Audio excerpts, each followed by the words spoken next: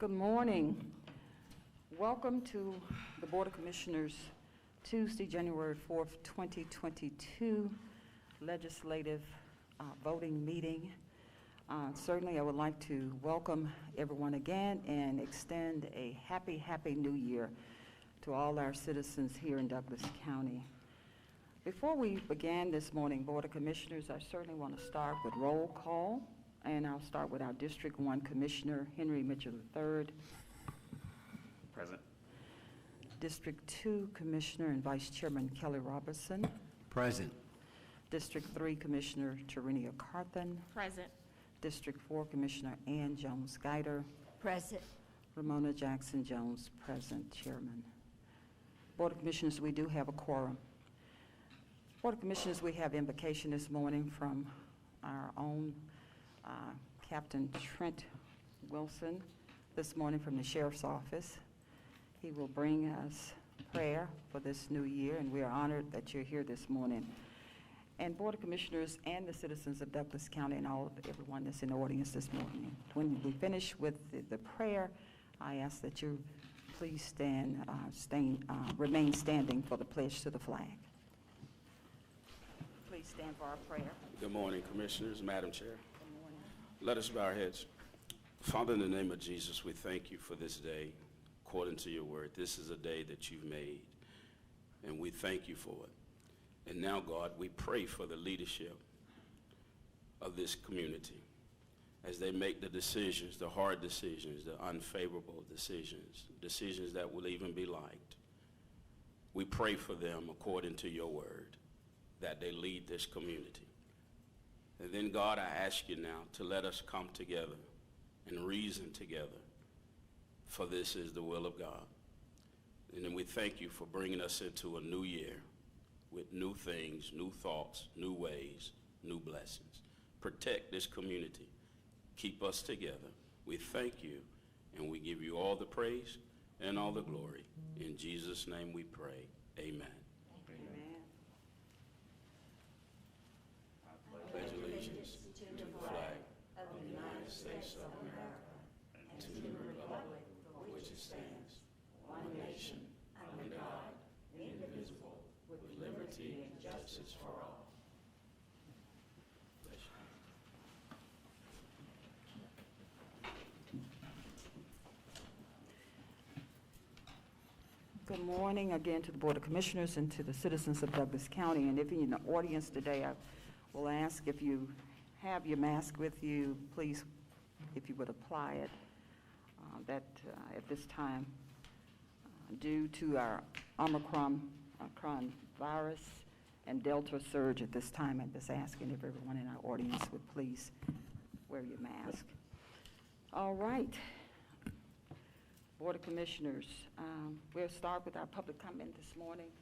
And Clerk, do we have anyone sign up?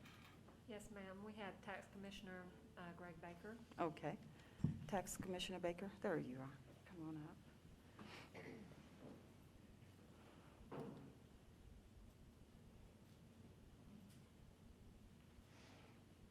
Good morning, Commissioners. How are you today? Oh, great. Doing great. Basically, I'm going to talk on what I talked about yesterday. My budget, not happy with. Not going to go away.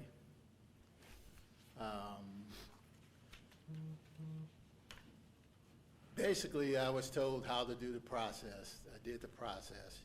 You had a county manager in place who said, this is the way it works. I will communicate with the Board of Commissioners. And I think that's the way it's written, is that the county administrator is in charge, and she's the one that's supposed to talk to you guys, or he, and inform you what the budget looks like with the finance person.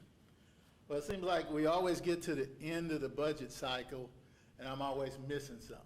Every year I have to come back, fight, get told, oh, it's going to get put back. It never gets put back. Then by some I get told, don't worry, I got you. Well, nobody's ever got me yet. I'm just still sitting out there in limbo in my budget. It was told to be put back the way it was last year, never got put back. County administrator said, use those funds that are in your computer software, and we'll reimburse you. So I did.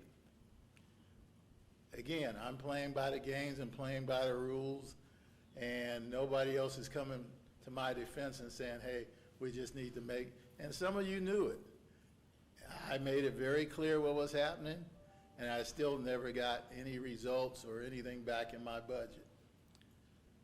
So yesterday, one commissioner told me, well, let's talk about it. And I got you.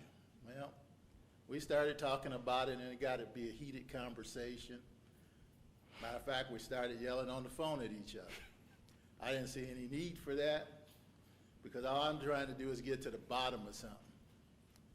And basically, I was told to just shut up, do what I say, and we'll get it taken care of. That ain't gonna work for me. See, I can fight with you verbally, I'll street fight with you, I'll alley fight with you, and I'll go to war with you. You're not gonna tell me to shut up and just do what I say. That ain't gonna work. That ain't who I am, and I'm not going away. I don't have a contract. You can't fire me. The people hired me, and that's who's gonna get rid of me. And again, this is the people's hall. This ain't my hall, this ain't your hall, this is the people's hall. One of the conversations was, and I didn't even get a chance to finish it, and I'm gonna bring it up because it was one of the things that got heated. I have never questioned that you needed people. You need people to do what you need done. I know what all of you do, and I respect all of you immensely. And you need people to help you.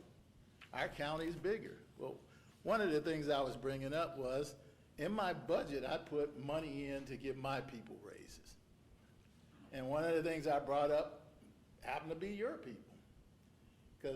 And I'm not the only one, other directors feel this way. They don't get to say what I say because they're under contract. They want their contracts renewed. And I know they feel this way because I talk to them. They're not going to talk to you like this because they're scared they're going to get their contracts renewed. I'm not scared to get my contract. I'm not scared about re-election. I never have been. If I don't get re-election, I'll do something else. I'm confident in myself to do whatever I want to do in life. I don't have to worry about being re-elected, and I'm not going to worry about it. So let's just, I want to get along. We're supposed to get along. ACG tells you we're supposed to get along. We're supposed to work together for a common cause, and that's for the citizens of Douglas County. That's our job, is to work for the citizens of Douglas County. And if you forgot that, you're in the wrong business. You need to go do something else. And I ain't scared to say it. Go do something else. Because that's what our job is, to work for citizens of Douglas County. This is not your hall. You're not the king, queen, or anything else of this organization. You're a citizen of Douglas County also, and that's who you work for, the citizens of Douglas County. I don't think I'm being unreasonable, and I'm not supposed to get everything I want. I know that. That's what it says too. Don't give me everything I want. I don't want everything, but I want to be fair to my people. I want to give them the raises the matches up too. It created a storm in the county. That's what it did. And I need to bring some of my people that have been here 13, 14 years. Heck, Commissioner Guyton hired some of these people way back when she knows they're great employees. I need the ability, and I'm going to tell you, because I check around. I don't just come up and talk. I check with Gwinnett and I check with other counties. What they do is they give their directors and their elected officials a sum. Let's say $20,000, and they say, here's the $20,000, you give the people the money that you deserve. You don't know what my people do. You're not in my office. You're going to give a 5% raise across the board. That's great. But we all have people in our departments that go up, over, and above. We have not been closed, but we closed 2 weeks during this whole pandemic. My people have been there every day. They work weekends. I come in on weekends. They're there working because they're a backlog. I don't have to ask them what they do. So I love to give them people a little more money also. So we need to come up with a system that you give directors, elected officials a little more in their salary line to say, this is for your people that go over and above what they're supposed to do. And that's all we're all asking for. It's not just me, I'm gonna speak for everybody. That's what they're asking for. Those people go over and above of what they're supposed to do every day. Let's reward those people, because that's the ones that we want to keep. There's gonna be people that come in and work 8 to 5 and they gone. There's gonna be those that come in 8 and they don't leave till 8 or 9 and they're on the weekends. You know that. I shouldn't have to tell you that. It's just like, it's government, but it's like running a business. You reward the people that works hard for you. And that's all any of us are asking for, is give us that little extra. If you gotta do something somewhere else, I'm happy with that. But give me that little extra that I can give those people that go over and above something. That's all I'm saying. Now, if you take it the wrong way, you don't want to vote for me anymore to give me what I need, that's your prerogative. If you don't have to. I have my own recourses. You've got a new county attorney over there. I suggest if you're going to do that, you talk to him. Because when you go cutting my budget, I can't keep a 99% collection rate. I can go to 90%. Guess what you got to do? You got to raise taxes. That don't affect me. That affects you. I have to close my doors if I ain't got enough people in there to work. Guess what? I'm going to put a sign on it that say, call your county commissioner. I didn't do it. They did it. So don't threaten me, because I'm going to stand in front of you. Directly in front of you. I ain't going to dance. I ain't going to move. I'm in front of you. You want to throw a blow, throw your blow, because I don't have to move. And get it, I ain't scared of you. Don't try to overtalk me or try to shut me up. I'm not going anywhere. Bottom line. And I thank you for your time. I hope you consider it. We do have a meeting, and I hope the new county attorney will be at the 2 o'clock meeting. And I thank you for your time. All right. Any questions? Madam Chair, may I? Sure. Thank you. Vice Chair. Thank you. Yeah, Tax Commissioner and I had a conversation last night. It was interesting. Because my attempt was, I didn't call him, he called me. And we're not going to go back and forth. This is public comment, we're going to get in and get out. But I'm allowed to retort. I understand, one more time, where you are. So I want everybody to listen. So I'm going to frame this moment. I heard you. It's not what you're doing, it's how you do it. If you want somebody to listen, then you have to allow them to weigh in. Right. The sheriff's asked for 85 cars, we give him 25. You can't make us. That's all we got. We acknowledge. We work together. We've been doing this a long time. Now, if in fact, and I think for the public, and I think there's a disconnect, because when I hear y'all, I'm like, well, who is y'all? Because we are both sovereignly and independently, all 5 elected separately. A tax commissioner, probate judge, a sheriff, Superior Court, authoritative. When they sign something, it is an order. That ain't the way that works up here. You talk to one, you got to get 3. The system is designed in such a way it aggregates, the executive branch aggregates information. They have to present their budget like the president to Congress, the 4 of us. Pay attention to the process. They got a cap. All right, so they got to work through 64 functions of government, which we're about to go into SDS. Not just the tax commissioner's office. No, we're responsible for all of it in an absolute sense. Everybody. Everybody. So we recognize that, okay, we make sure everybody get a plate. Equitable, not equal. Equitable. Sheriff, we know he got a big appetite. We get it. We understand the expense. We get that. So staff is charged with coming down, okay, bring us a balanced budget. Make sure they bring you a balanced budget. So when we get in here, don't let us do this. It's a process. So staff takes a stab at it. Somebody's like, right, they're not gonna get what they want. We're the appellate court. It gets to us. Elected officials have direct access. Okay, now what they do, talk to us, guys. And it's to reconcile it. It's be sensitive to our process. I can't go over there and tell a judge how to sentence from 2 years to 20 years. No more we can tell the sheriff how he can arrest somebody. No more can we tell the tax committee what he can do. This is a process. As Commissioner Mitchell said, it's a process. And we have to come with a compromise. We always have to compromise. No one can dictate. All I said for my vote, this is my condition. Said in public. But if you don't need my vote, then how'd that work out for you? I mean, so the point that I was trying to make to you is let everybody in on the conversation. That's our biggest issue, is inclusion amongst ourselves. Your very point. You have these little pockets, these little cliques, but everybody ain't in. So if you're only talking to 1 or 2 people, well, you didn't get there. That was my point, like, well, you left 2 votes out that would have probably helped you, but they had no clue. You've been here 5 years. It's a democracy. No one person can't dictate them, because somebody, Commissioner Mitchell, like, well, I don't think I can go with that. But Commissioner Robinson, like, well, I'm okay with that.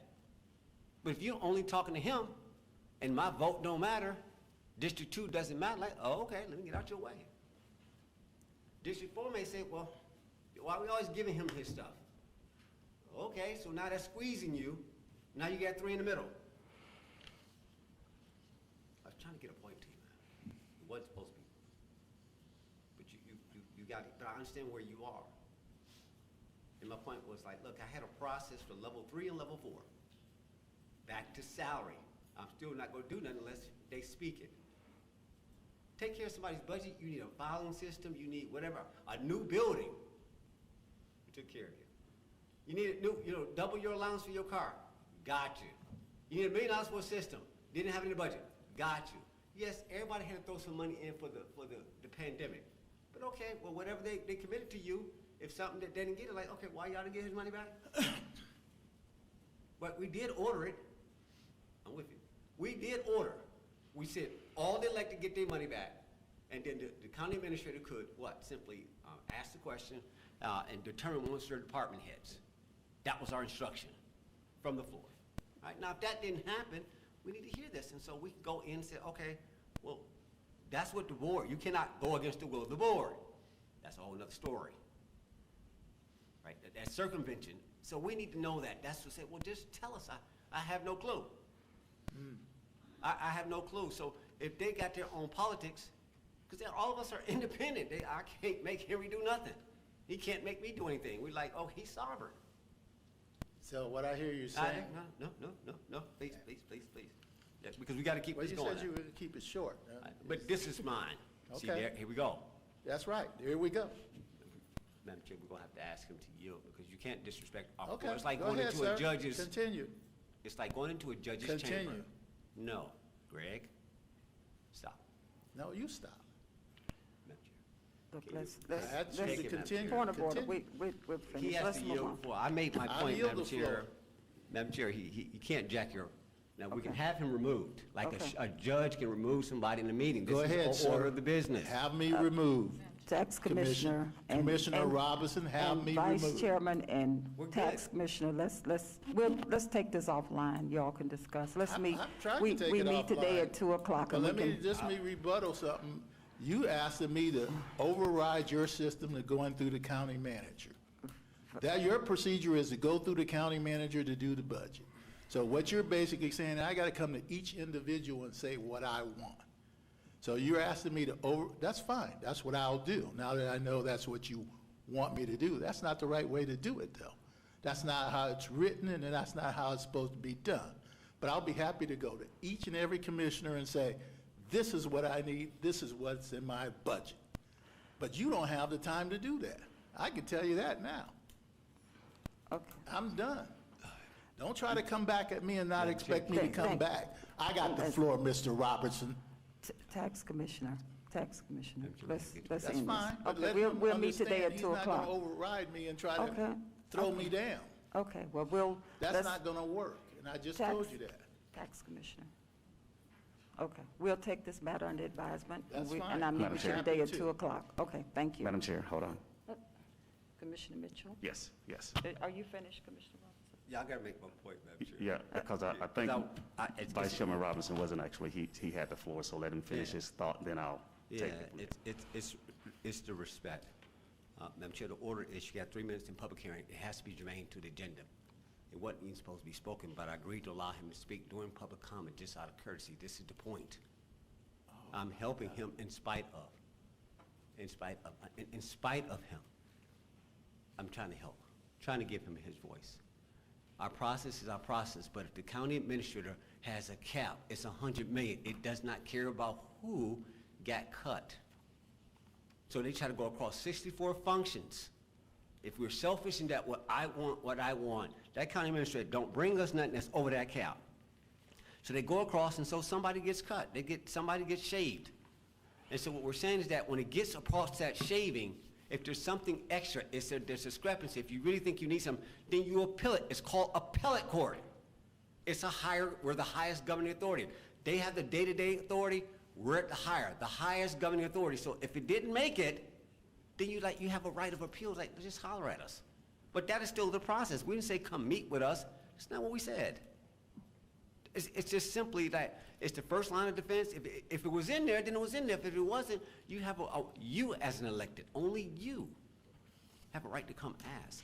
And it's a phone call. And the point was, if one of us would sponsor it and message it, then you wouldn't have to go through all 5 of us. It's politics. That's not what you do. I get it. I may take up something on my own and go get the votes for you. Other people say you got to get your own votes. There's no right of way when it comes to the 5 of us. It's however they choose to do it. They can go get votes. I'll take it, Greg. I'll go get 2 other votes. Get your stuff done. Somebody person said, well, no, I'm not going to carry your stuff. You need to go holler at everybody else. That's all. We're good. We're good. I'm at peace. I'm good. I make my point. Madam Chair, I yield the floor. Thank you. We're good. We're Thank good. you, Vice Chair. Commissioner Mitchell? you Yes, have the yes. floor. Mitchell, can I have 1 second before you start? Hold- Just 1 second. I'm not gonna start Okay, nothing. well, I'm gonna do it this way. Okay, yes, I'll yield the floor, let you kind of, Thank you. One thing I heard was that this is public comment and I got 3 minutes. You're not gonna hold me to 3 minutes. I was supposed to be on the agenda. You asked her to move me to public comment. That's all I gotta say. Don't move me to public comment if you want me to only have 3 minutes because you want to shut me up. Thank you. That's all I okay, gotta say. okay. And this is gonna be brief. We are the highest local governing authority. And yes, Commissioner Baker, you're absolutely correct. You actually, I think, did a lot of due diligence in trying to get your message across as to your needs and what you need for what I call your department and your individuals. However, that still is a process, and I think you're fully aware of the process. And you know some of this can be looked at as political, but at the end of the day, I think you do a great job at messaging for the tax commissioner's office, and I commend you on doing such. However, as stated earlier by Vice Chairman Robinson, there are some things that just somehow doesn't always make the cut, and I think you and I have had many conversations. Everything doesn't make the cut, and a lot of things that do. But however, if it does, cool. But if it doesn't, then we got to just figure out kind of what's the next approach and/or messaging to hopefully get that delivered. But yes, going through the county manager or county administrator and now the deputy administrator, I think that's, to me, the right process. I know you and I probably have more conversation than any of my colleagues, but that's not the point. It's just that your messaging is true to what your needs are, and I get it. So let me say this: don't stop at this point because it didn't happen as you would have seen it to happen. Don't stop the approach. Don't stop because not this board let you down, but didn't give you all of what your BIRs and all that you wanted within that budget. But just understand, this is where the buck starts and stops. And I'll leave it there. So thank you again, and I appreciate it. There's no need for a comment unless you want to have. I don't have any other Okay, comments. but we will still continue to have conversations. And I think you need to have conversations with everybody, as stated. Not that you don't. but the approach of the county administrator, now the deputy county administrator, is the way to kind of go after this and continue your process and continue advocating, as you do, a great job for the people that work with you. So thank you again, and I appreciate it. Thank But if you all. Okay, thank you again. All right, thank you And so Madam much. Chair, before I yield the floor, just want to make one other quick comment, not in reference to this, but I would like for our new deputy county administrator to actually come and sit, I guess, now that we have exit the county administrator. So if that's okay with this board, to allow him to come and sit up here with us, as he should be sitting from this point moving forward until we get to that point of, Fred Prayer, if you would kind of come forward. Concur. And sit with us until we kind of get to that county administrative position filled as the interim, and put him in the hot seat and make sure that he's fully aware that the seat is hot. And but again, I just want to make sure that we kind of make sure that he's kind of where he needs to be when the decisions are being made and questions are being asked, that he can kind of address those. So thank you again, and Madam Chair, I'll yield. All right, thank you so much, Commissioner Mitchell. We're going to move on board. Certainly, Board of Commissioners, you have before you the approval of the minutes. We have commission meeting minutes of December 14th, 2021. You have the work session meeting minutes of December 13th, 2021, and the executive session minutes of December 13th, 2021. Are there any additions or deletions or corrections that need to be made to those minutes, Board? No, ma'am. Being none, the minutes stand approved. Board of Commissioners, we have a public hearing this morning. The public hearing is to consider the adoption of the new redistricting map, and we have our own Assistant County Administrator, Tiffany Stewart Stanley, here to present. Good morning. Good morning, Chairman Jones, Board of Commissioners. So today we are here for the public hearing. Back on December 14th, we came before the Board of Commissioners asking for authorization to advertise for a public hearing. On December the 7th, the redistricting committee led by Vice Chairman Kelly Robinson voted unanimously to approve the map that was sent from the state reapportionment office. And they also unanimously voted to have a public hearing, but also to allow the citizens time to review the maps. And so the maps were placed, of course, on CelebrateDouglasCounty.com, also at the Douglas County Courthouse, the Douglas County Senior Center, Woody Fight, the Lithia Springs Senior Center, Boundary Waters Activity Center, Deer Lick Park Activity Center, the Douglas County Library, the Lithia Springs Library, and the Dog River Library, for citizens to view the map and have an opportunity to provide input on the map. And at this time, if the Communications Department will bring up the presentation. And once again, next slide, please, we will see that the population for Douglas County has increased from 2010 to 144,237 people as a result of the 2020 census. Next slide, please. This is an increase of 11,834 people in Douglas County and a total percentage increase of 8.9%. Here you will just see some census data that was part of our strategic plan that actually breaks down the information for the citizens of Douglas County. Next slide, please. And this is the proposed map that was sent over by the State Reapportionment Office, showing slight modifications between Districts 2, 3, and 4. So this is the map. You can see here the area of change from between District 2 and District 3. The gold area that extends beyond the green line, it will now be considered District 3, which was prior to District 2. Next slide. And then the same for between District 3 and District 4. The green that extends beyond the green line will be now District 4, which was formerly District 3.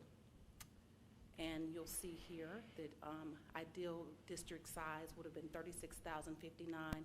However, to ensure certain things like continuous city lines, making sure that we protect the incumbents, different things like that, the state took into consideration different factors, and you'll see here that there are slight deviations We are under 1%, which is acceptable, which is more than acceptable by the State Reapportionment Office, and this map is what they have sent over and has approved. So at this time, I will yield back and answer any questions. Thank you. Okay, thank you so much, Point of order, Assistant. real quick, Madam Chair. Yes, Vice Chairman Robinson. you Since have this the is a floor. public hearing, Madam Chair, before you open it up for the public for our comments, is Director Kidd here? Director Kidd, Madam Chair, may I Yes. ask him to come out and explain what was the exact differences between District 2 and District 3? Give a little bit more detail on what that impact was in District 4. If you can recall, there was a slide. Can you provide cover for us? The actual difference, it was a minute difference between the shifts in the districts.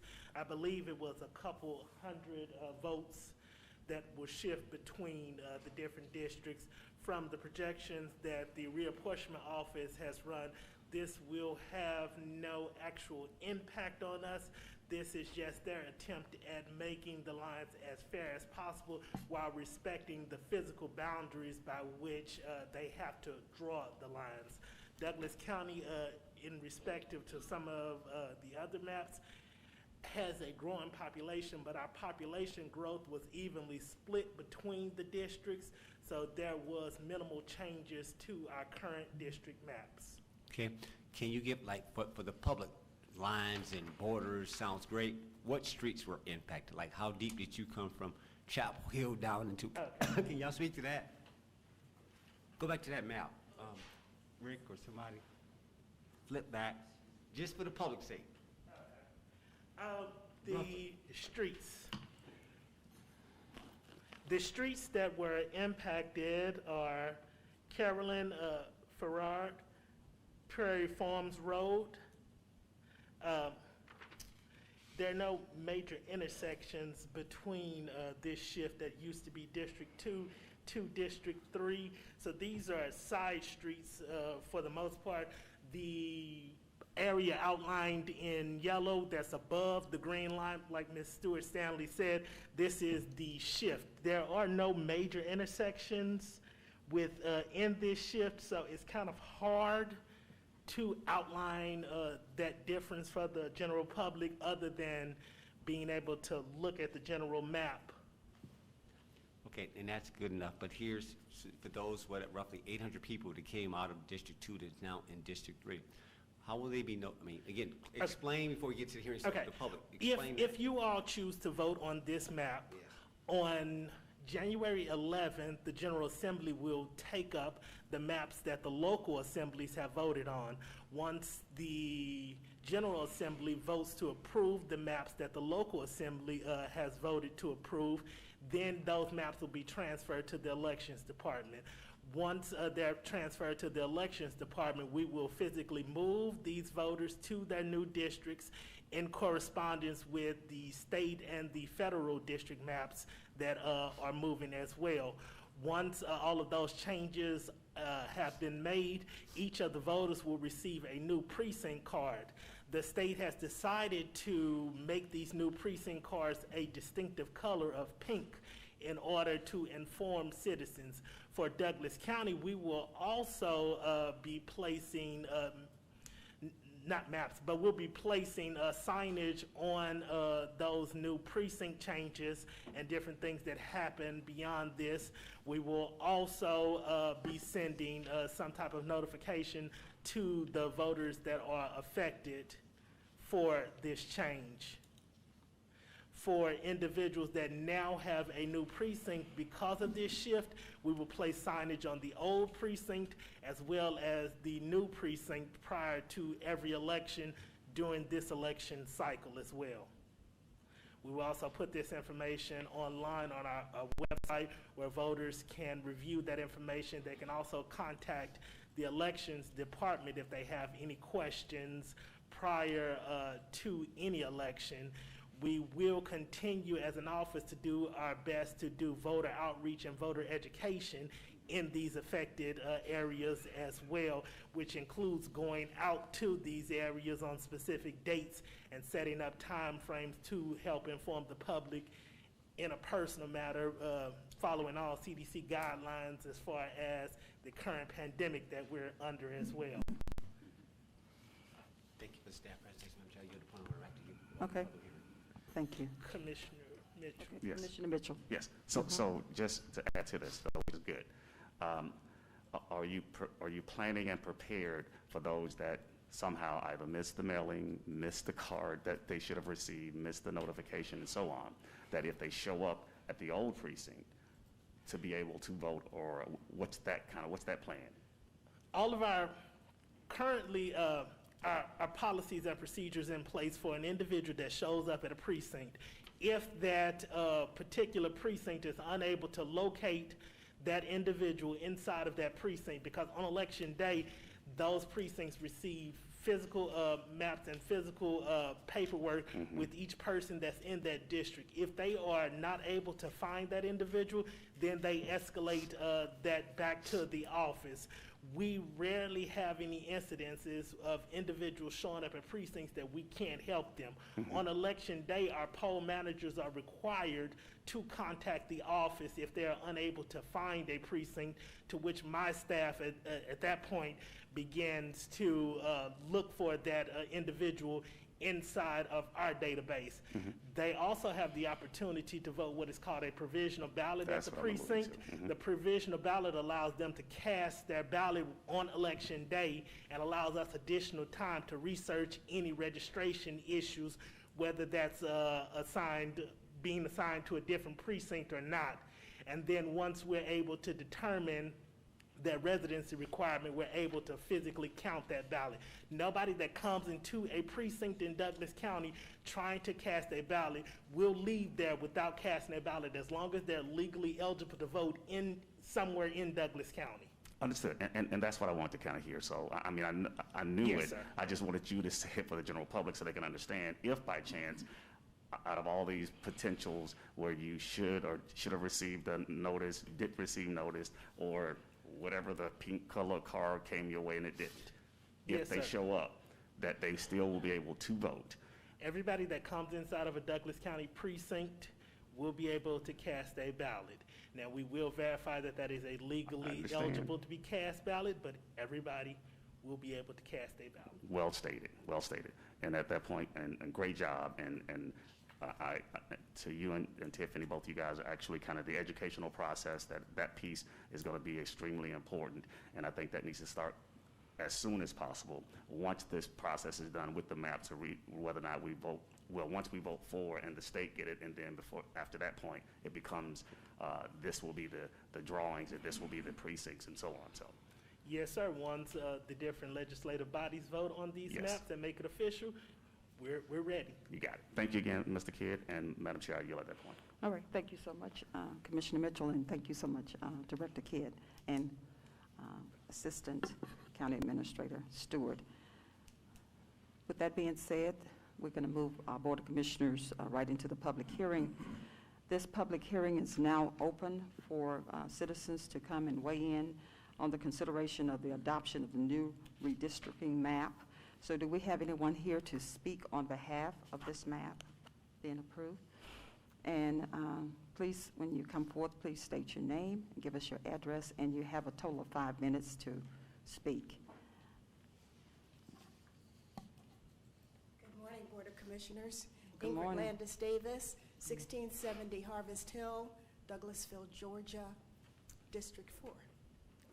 I would like to speak on behalf of this map. We've looked at it, we've studied it, and I want to say that I think that the county actually got a fair map. I'm not really happy necessarily with the changes they made at the federal level, but we have no control over that.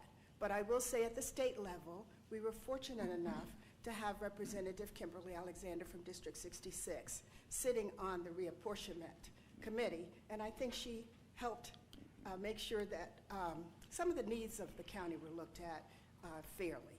I don't like the fact that our congressional district was split in half, 13 and 3, but at the state level, we had no control of that. But I think everything else came out pretty good, including, even though we got a new district and lost a district, I still think we came out okay. And so I would like to speak on behalf of approving this map. Thank you. Thank you so much, Ms. Davis. Thank you so much. Anyone else here to speak on behalf of this map? Okay, let me segue. My next segue, is anyone here to speak against this map going forward? Okay. Being none, this public hearing is now closed. Board of Commissioners, this is an opportunity for you all to weigh in before I call the question. Certainly wondered if you had any comments or remarks. Any questions or comments, board, or remarks? Yes. Okay, Vice Chairman Robinson, you have the floor.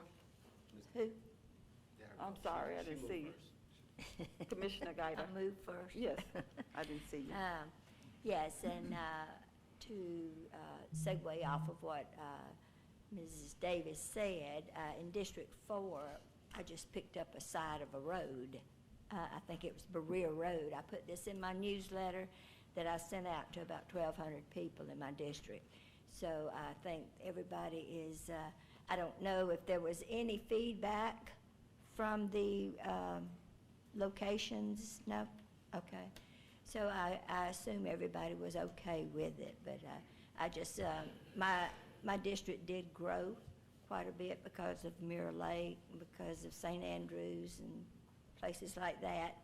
So, but I picked up a side of a road that, to me, it should have been that way to begin with, so I don't like splitting roads. But anyway, I'm happy with it, so I yield back. Thank you so much, Commissioner Guider. Vice Chairman Robinson, you have the floor. Yes, thank you, Madam Chair. And one of the things I talked about in running for a fourth and final term was to get hold of that map. What happened back in 2010 was totally different than what happened recently. There was a high shift of concentration out of District 3 into District 2 and softened District 1 to the point we had to go to the feds to argue. And while me and my colleague were split on the matter and we couldn't overturn it, nonetheless, it was something that was duly noted. And so, I mean, that's the way of life. But in this chance, I was looking forward to sort of right-sizing this and going west, as they say, but the map turned out perfect. We had it was organic, it was evenly balanced. It's like, leave it alone. We could have argued over, probably 1,000 households at the most, out of 100-something thousand. It really wasn't worth the effort to make it totally equal between each commission district. It was like, okay, right? Associate Administrator Tiffany Stewart Stanley said we were within 0.01%, and you allow 0.05%. I mean, it's just almost that perfect. That perfect. So some things it's like, well, it's anticlimactic, well done, and again, I do have to acknowledge the state Representative Kimberly Alexander out of District 66, and more important, that reapportionment office. The gentleman's name, Director Stewart Stanley, was it Brian? Whoever he was, I want to give a shout out to him because he was solid. He was very accommodating. And we were all down in Savannah listening to Governor Kemp speak. We were literally at lunch at a conference. And I had to step out in the hallway, and we got this three-way running between me and Stewart Stanley and Kimberly and the guy, and we're working this, right? And they said, okay, y'all got one shot at this. You know, if you make some changes, though, and it come back up here, because of the tight time frame they gave us to the end of the year. That was intentional. We had to do this map over again. Then it was like, okay, we got to go back up, and now your hand gets dealt to. Now, we ain't gonna get into what they did at the Fed and state level, because that's up there. They waited till the last minute for a reason. That's fine. We were responsive. But I gotta say that we made this work. It worked out for us, and so I'm pleased in the outcome. So good for Douglas County, good for stability, good for, at least at the commission level, that primarily who represents you, who you put in still is there, and so there was not a significant changes across the line. So how about that? So I'll leave it at that, Madam Chair. I yield. Okay, thank you so much, Vice Chairman Roberts. Any other comment? Commissioner Mitchell, you have the floor. Yes, Madam Chair, and I'll be brief. I too, as Vice Chairman Robinson stated earlier, roughly about 10 years ago, we were dealt a unique hand, and we survived it, and we did our due diligence and made it work. So to this committee, led by Vice Chairman Robinson, and the redrawing of the map and putting it together, and the uniqueness of those that moved in the county and those that moved out of the county balance itself out. Now, again, I probably would have liked more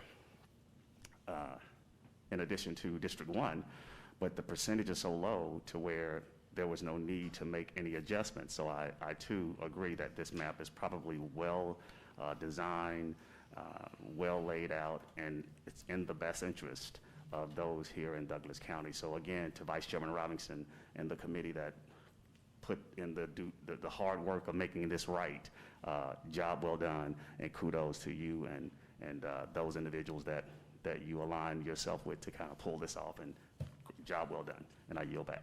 Okay, thank you so much, Commissioner Mitchell. Okay, with that being said, I don't think we have any other we don't have any additional remarks from the board. I will call the question board. Board of Commissioners, do we have a motion to consider the adoption of the new redistricting map? So moved. We have a motion and a second. Any discussion, board? We have a motion and a second. Please prepare to cast your votes.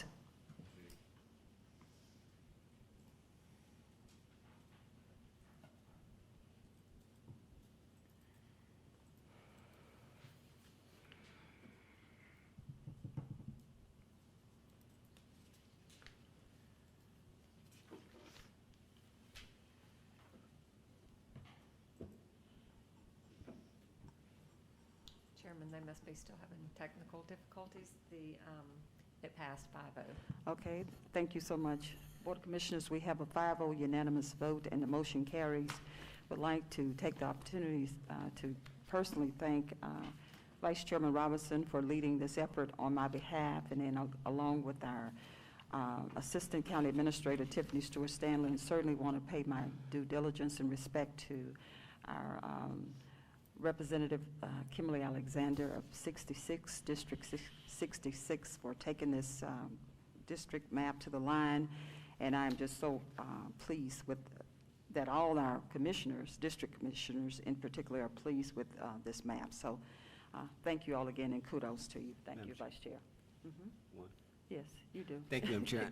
And I don't want to forsake this, the actual committee.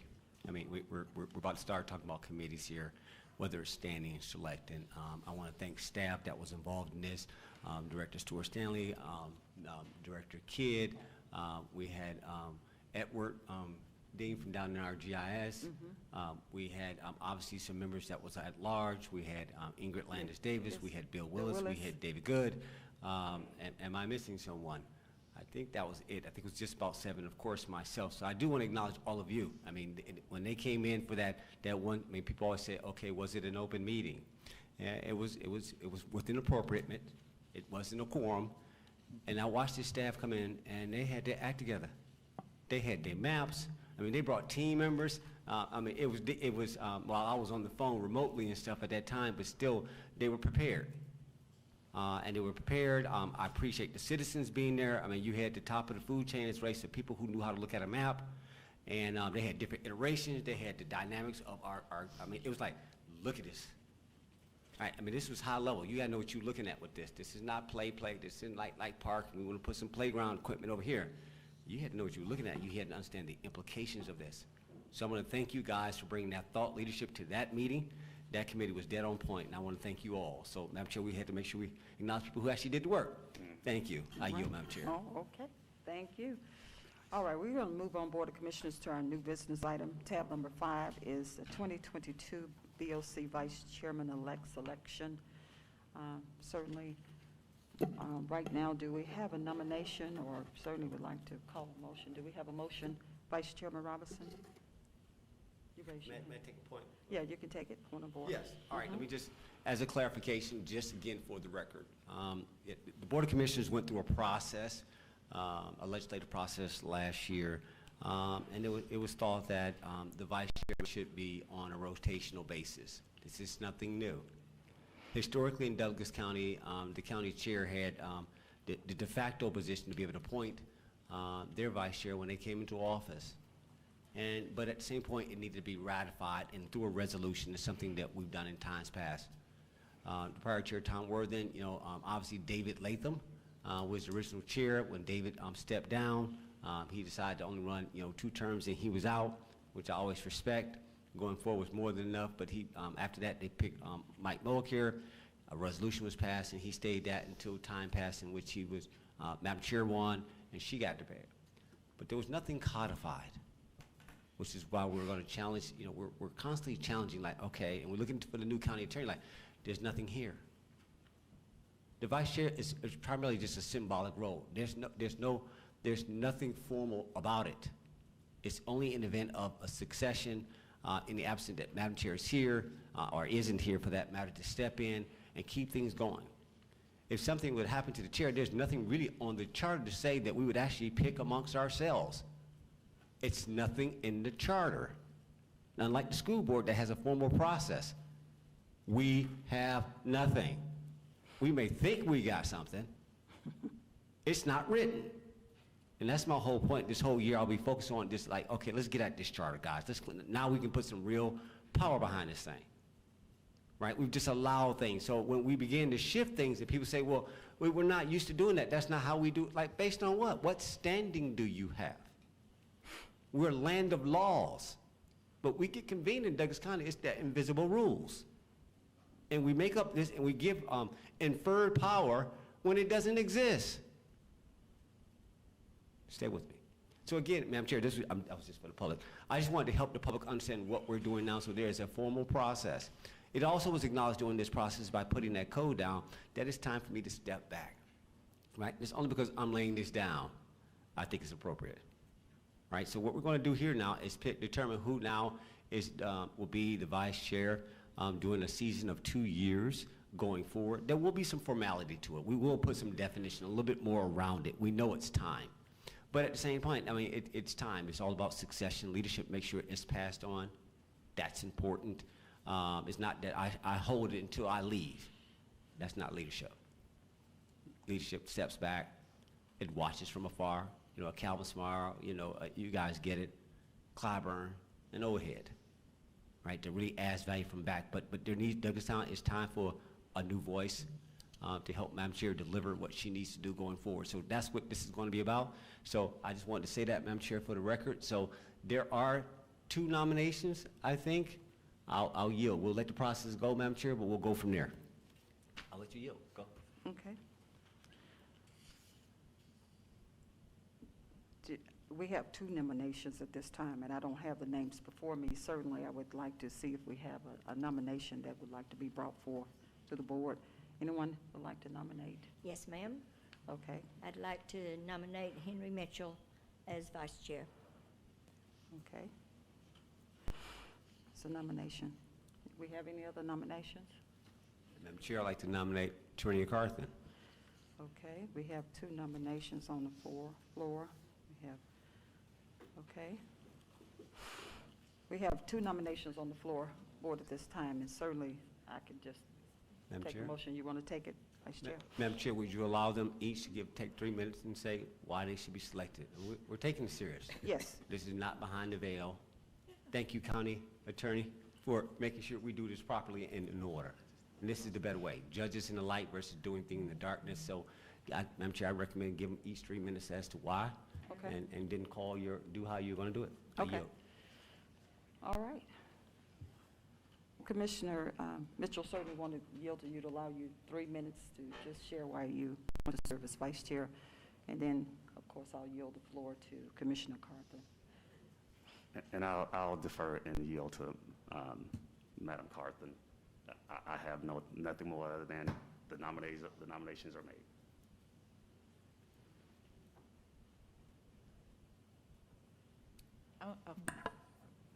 Point of order.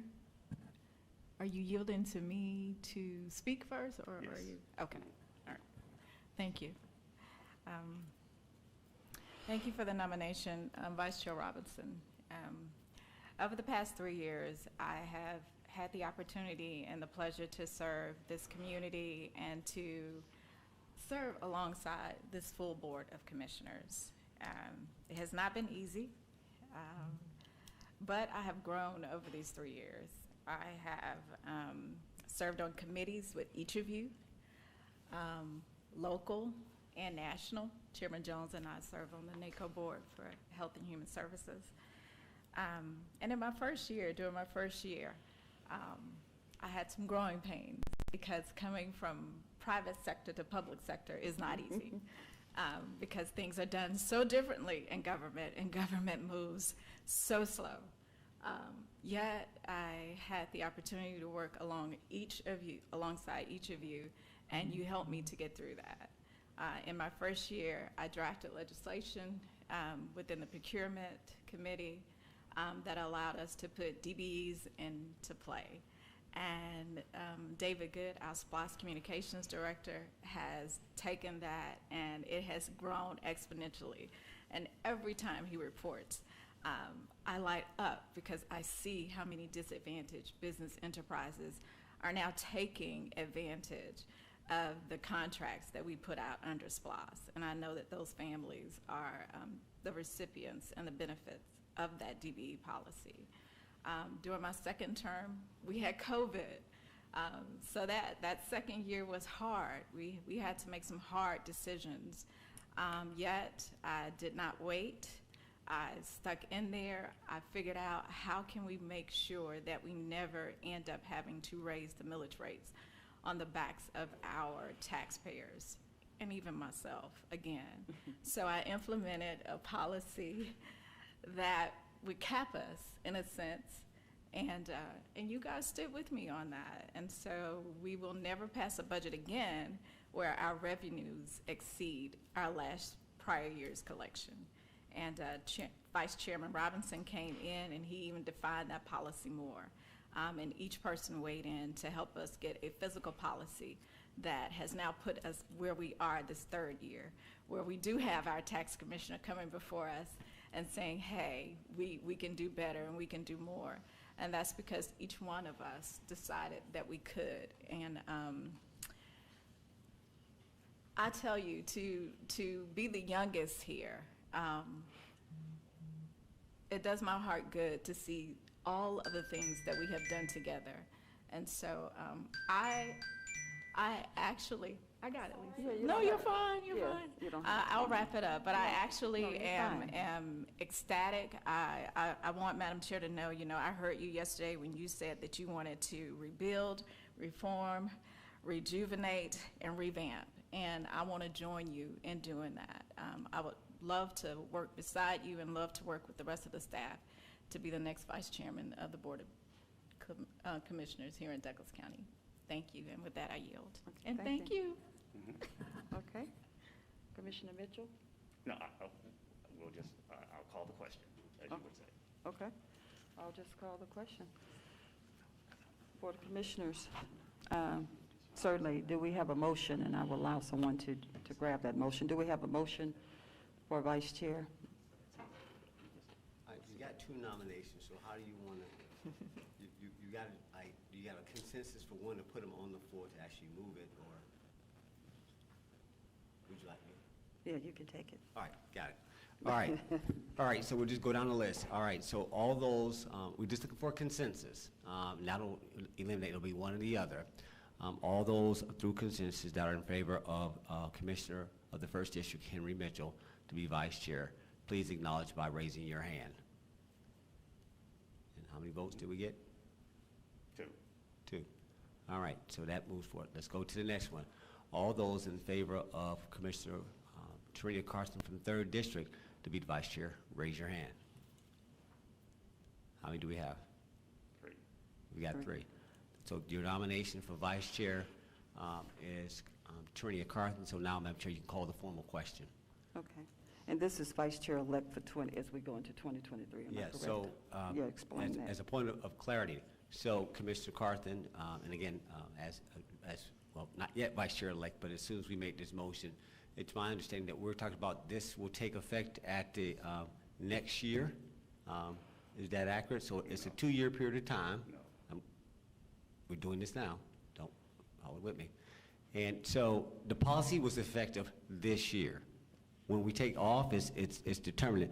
When will you take office? So, Commissioner Carthen, do you have any comments? So I do know we are in the middle or about to begin the next election cycle. And so I am hopeful that as I run for reelection, I will get reelected. During this transition period, I would like to be sworn in at the same time that I get sworn in, hopefully, as I get reelected for District 3. So we can do the swearing in at the same time, have a transition period. So yes, 2023 and 2024. Got it. All right, so we're putting down the dates. So, Madam Chair, I'd like to make a motion to appoint Commissioner Tarina Carthen of the 3rd District as Vice Chair for the 2023-2024 calendar years. Second. All right? We got a motion and a second. All right, so you want me to go ahead and just keep going? Mm-hmm. All right. All right, we've got a motion and a second. Any discussion? I would like a question. Yes, ma'am. I thought we'd already voted. No, that was just a consensus of getting, now we had to determine, you had 2 nominations. You had to sort of find out who the nomination was. That was just consensus, but now this is the actual vote. Okay. All right, so we've got a motion on the floor, again, for Commissioner Tarina Carthen to become Vice Chair effective 23-24. As a point of clarity, that means I will continue as Vice Chair to this remaining year and ensure that there's a proper transition. All right, with no further ado, call the question. All in favor of the motion, raise your hand. What's the count? 5-0. 5-0. Okay. So be it. Let it be effective Vice Chair-elect Tarina Carthen. All right. 5-0 unanimous vote. Madam And- Chair. Mhm. Please. You have the floor, Commissioner Carthen. Mhm. Thank you for your vote of confidence. I hope that I can work with each of you from the 4th District down to the 1st. And Madam Chair, if you need me, you know I'm a text or a phone call away. Thank you. Okay. I yield. All right, thank you. Board of Commissioners, we have committees next, which are the 2022 BOC committees, and we have some nominations that are already come forth, and certainly you can decide whether you want to just press forward with these nominations. For Finance, we have a nomination on the floor for our Finance Committee Chair would be Kelly Robinson for Chair, Commissioner Kelly Robinson for Chair. Do we have any other nominations that's coming forth? Okay. We're done moving. If someone keep moving, so that tells me that we will, Kelly Robinson, our Vice Chairman at this time, he's nominated right now as the Chair of the Finance Committee. We're going to move to Transportation. Right now on the floor, we have Commissioner Kelly Robinson's name for Transportation as Chairman. Do we have another nomination that would like to come forth of Transportation? Okay, so right now, that leaves Commissioner Kelly Robinson on the table or on as a nominee for Transportation. For Procurement, we have Commissioner Tarina Carthen as a nomination. Do we have another nomination that want to come forth? Okay, so Tarina Carthen as the chair for the Procurement is our nomination at this time. Public Safety, Tarina Carthen as our nomination. Do we have any other nominations that want to come before us?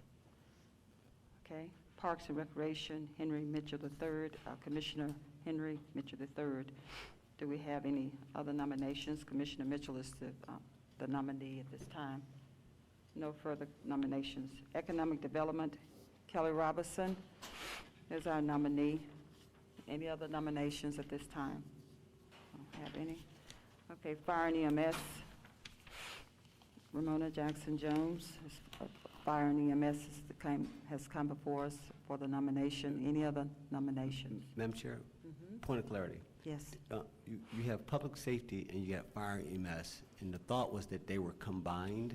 Right. In that it's one big committee, so fire, EMS, E911, code enforcement, et cetera, it's all public, including our sheriff, of course. I mean, so do you see it, do we at the commission see it as 2 separate committees, or they're all in one? It's 2 separate. It's 2 separate. Me and Commissioner Carter and I are both discussing. Y'all good? Yeah, we're good. Keep moving. She Thank said- you, ma'am. Okay. We're good. We're going to move on to technology. Technology, we have as our nomination on the floor for Tarenia Carthen. Commissioner Tarenia Carthen is our nominee at this time. We have another nomination that want to come forward. Okay. Benefits, Commissioner Ann Jones-Guyder has come before us as a nomination. Anyone else? Nope. Okay. Programming, Commissioner Henry Mitchell III is the nominee. Any other nominations at this time? Okay. The Pension and Advisory Board, the chairman nominee would be Commissioner Ann Jones-Guyder. Are there any other nominations at this time? The Tax Abatement Compliance, Ramona Jackson Jones. Any other nominations at this time? And then Residential Development, Henry Mitchell III, Commissioner Henry Mitchell III. Any nominations? And these are all chair positions. Then, of course, Board of Commissioners, we have some special committees out there. We have the SDS, which is the Service Delivery Strategy, and the Lost Local Option Sales Tax. And that we would need, and these positions are temporal or temporary as we work through our process going into 2022. This is going to be a big year for us. And we have, that has become before us, for a nominee of the SDS is Commissioner Henry Mitchell III. Are there any other nominees at this time? Okay. And Lost Local Option Sales Tax, Commissioner Tarenia Carthen. At this time, do we have any other nominees? Now, for chair, so they would serve as chair if we don't have any other nominees. And I just wanted to clarify on the SDS and the Lost, as the chairman, I'm required to serve on those, so they have done their due diligence, and I see I'm listed as vice chair. So I just want to make that clear to the public in case they think I'm getting out the back door. I'm not. I'm going to be right here with my two commissioners. All right, Board of Madam Chair? Commissioners. Just one. There was a third committee, the reapportionment, but this rolls over. But for the most part, I want the commission to acknowledge I will continue as chair of that committee that rolled over, just to ensure that that process goes. But there's no sense of nominating one because you won't have another one for 10 years. So I'll yield. Thank you, Madam Chair. Okay, thank you. Board of Commissioners, I've just named the slate and do it. It sounds like we didn't have any objections to any of the nominations. So do I need to read that? And I'll call clerk what I'll do. I'll read our names again for our committee chairs. And of course, the chairs will decide who they will select their own vice chairs. And that's something that will not be a public process. They will certainly just select their vice chairs for these committees. With that being said, Board of Commissioners, I will read this slate once again. And for some reason, I can't, oh, here it is. Like I said, I can't find my paper. Give me a sec. Oh, here it is. Board of Commissioners, this is the slate of, this is our slate, and then I'll call for a motion. Our Finance Chair is Commissioner Kelly Robinson. Our Transportation Chairman for the Committee Chairman is Commissioner Kelly Robinson. Our Committee Chairman of the Procurement is Commissioner Tarenia Carthen. Our Committee Chairman for Public Safety is Commissioner Tarenia Carthen. Our Committee Chairman for the Parks and Recreation is Henry Mitchell III, Commissioner Henry Mitchell III. And Economic Development, our Committee Chairman is Commissioner Kelly Robinson. Fire and EMS, our Committee Chairman is Chairman Ramona Jackson Jones. Our Technology Chairman, Committee Chairman is Commissioner Tarenia Carthen. Our Committee Chairman of Benefits is Commissioner Ann Jones-Guyder. Our Committee Chairman for Programming is Commissioner Henry Mitchell III. Our Committee Chairman for the Pension and Advisory Board is Commissioner Ann Jones-Guyder. Our Committee Chairman for Tax Abatement Compliance is Chairman Ramona Jackson Jones. And our Residential Development Chairman, Committee Chairman is Commissioner Henry Mitchell III. Our temporal, in this special committee, Chairman for the SDS service delivery. The chairman of that committee is Commissioner Henry Mitchell III, and our LOS, which is Local Option Sales Tax Chairman, is, committee chairman is Commissioner Terenia Carthen. Board of Commissioners, you have heard the slate. Do we have a motion to approve? So moved as read. Second. We have a motion and a second. Any discussion? We have a motion and a second, please. Is it prepared, your votes, or we need to manually? Okay. Board of Commissioners, you've read the slate. We have a motion and a second. Any discussion? If there's no discussion, please indicate your response by raising your right hand if you're in favor of the slate. It's a 5. Okay. Anyone opposed? No opposed. We have a 5 or unanimous vote, and the motion carries. Board of Commissioners, congratulations on your individual assignments as chairs, and then as your role as a chair is to select your vice chair to serve with you. All right, with that being said, we're going to move on and press through our agenda this morning.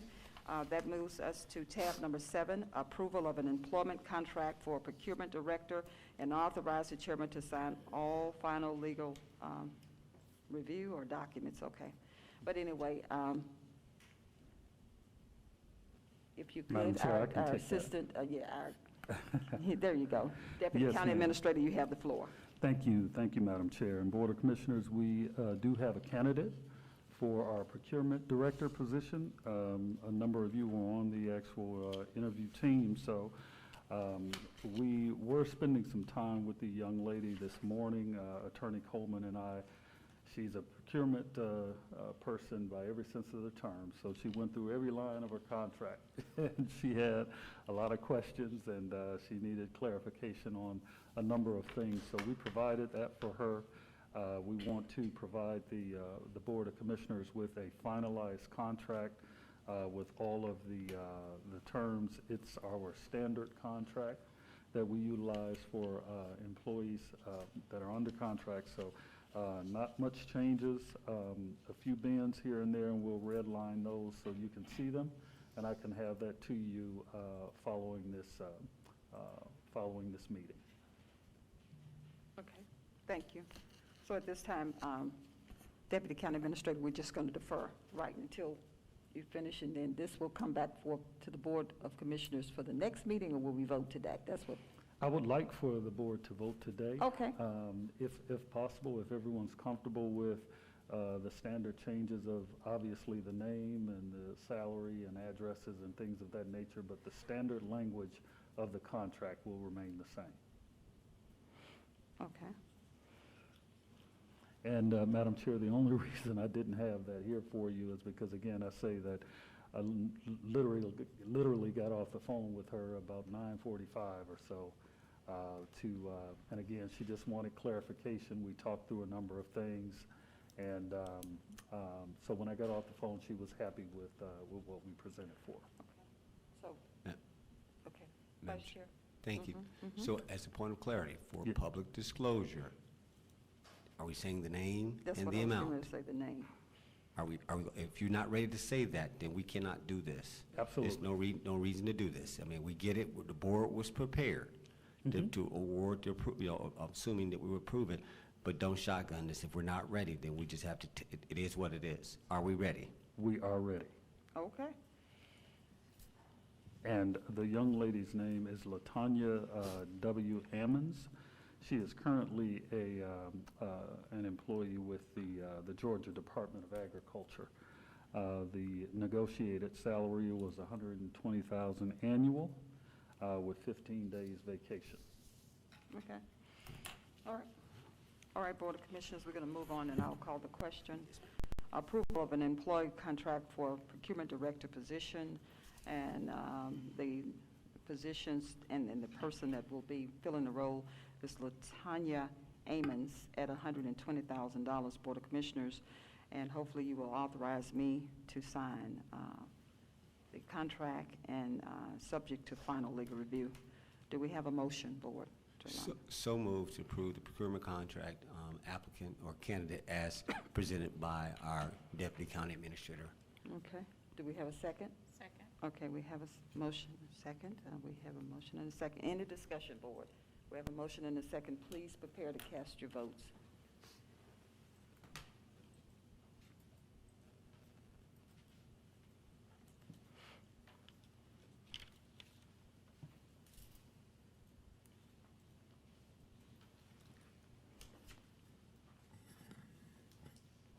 Okay. We have a 5-0 unanimous vote and the motion carries. Board of Commissioners, tab number 8 is authorization for the chairman to execute supplemental pay agreements for the deputy county administrator and the assistant county administrator for performing the duties of the county administrator during this indefinite period of time. And it's my apologies to you all. I worked with our attorney on the supplemental agreements because both Tiffany Stewart Stanley and Fred Perry have contracts. Those agreements are in your boxes. We got them in there rather late, but it's just a temporary pay increase until we get a county administrator on board. And our county attorney worked with us on these resolutions.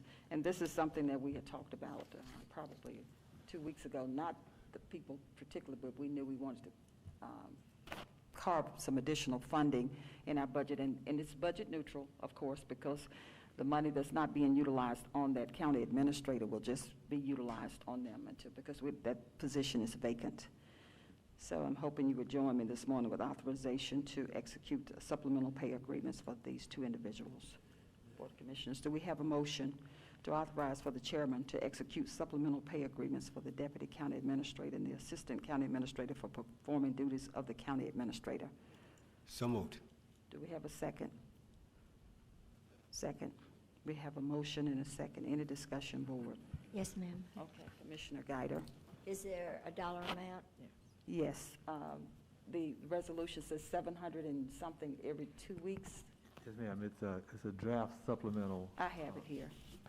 payment agreement, and it's $769.23 I per pay can't period. understand what he said. He I'm says sorry. $769.23 every pay period is what they're getting addition to their salary. Each? Yes? Yes, each. All right. Thank you. Are you back? Mm-hmm. Madam Chair? Yes. Commissioner. Okay. So I didn't necessarily know about this, but my question would be, how long would this be in effect for? The attorney is going to tell you. The agreement is drafted such that it would be terminated once a permanent county administrator is selected and employed. It can be terminated at that time by the board. Okay, so my next question then, I guess, goes to our HR/deputy county administrator. Have we already put out the request to replace our county administration position? We have not. We have not. Okay. I would suggest, and this is no slight to anyone, that we do that ASAP, because what we don't want to do is keep you all in roles, and you already have other roles. And I just called you HR director, because you're still doing that role. So again, you know, we're stretched thin, and I appreciate you stepping up, but at the end of the day, we need to fill these vacant positions, because we're only as good as our weakest link, and we need those positions filled ASAP. So thank you for stepping up, but please put that out ASAP. With that, Madam Chair, I yield. Okay. Okay. Vice Chairman Robinson, you have the floor. To Commissioner Carthen's point, and this is not just comment sometimes, as people suggest when we say these, as a condition for my vote, that planning and zoning, the administration is authorized and instructed to move forward and put the RFP or the at-large nationwide search for a new county administrator. County Clerk, did you get that condition? And unless somebody else who objects to that, it goes into the record, like planning and zoning. So if you got 3 others that don't want that in there, say it, else let that stand. So did you get that, County Clerk? Yes, nationwide search. Nationwide search immediately. All right, Yes. I yield, Madam Chair. All right. Any other comment? Yes, Madam Chair. Just Commissioner only, Mitchell. I'm sorry, thank you. Just only one comment. So you said 769 county attorney, Yes, every month or something, I think. that equates, I think, to I got you. Only the, okay, got you. So I just want to make sure now.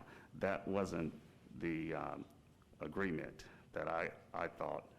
It was supposedly the deputy county administrator with an increase in that salary.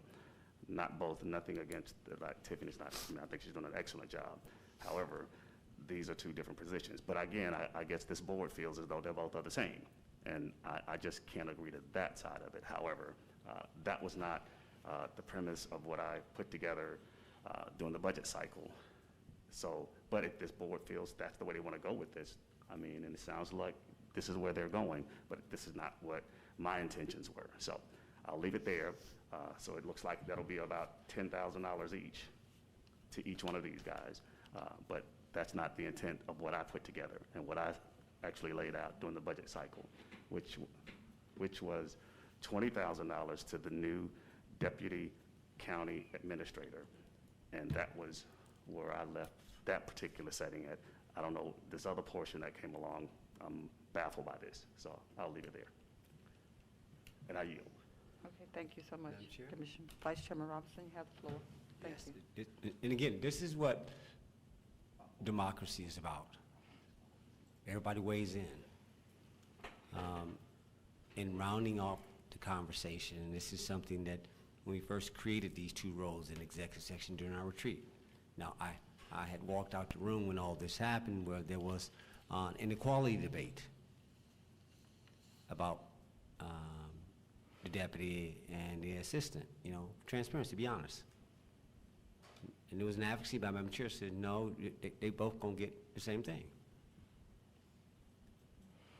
It doesn't matter, they're all just like us. Madam Chair is the chair, but we all one vote. She does way more work full time, but it's one vote, right? We had a similar precedent this time last year when we lost our IT director.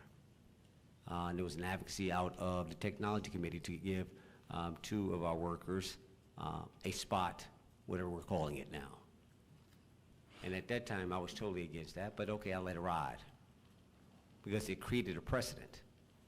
So you have to judge us in light of how consistent are we, right? We get selective in one moment, and so what we do is sometimes, and it's okay, what happens as a full board, we have to round it out, like, well, okay, you did that then, so why are we being inconsistent?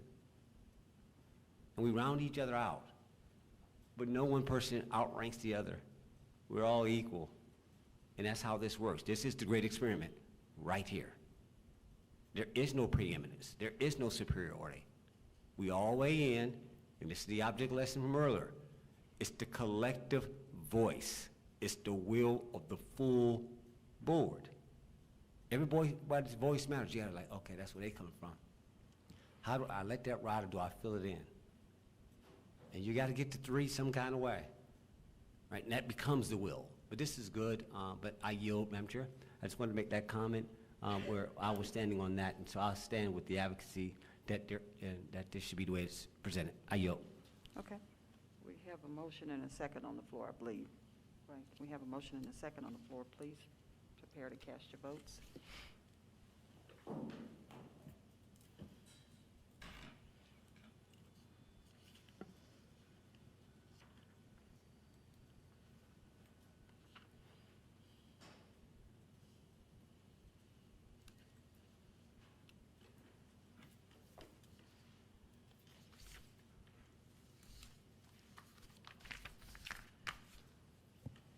We have a 4-1 vote, and the motion carries.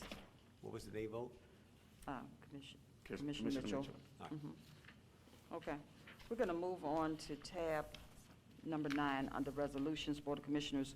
This morning, tab number 9 is approval of the TEFRA report and resolution for Wellstar Health System. We have with us this morning Matt McCabe from Norton Rose, Fulbright US LLP. Just briefly, just to brief us, Board of Commissioners, on this TEFRA before I call the question. Good morning.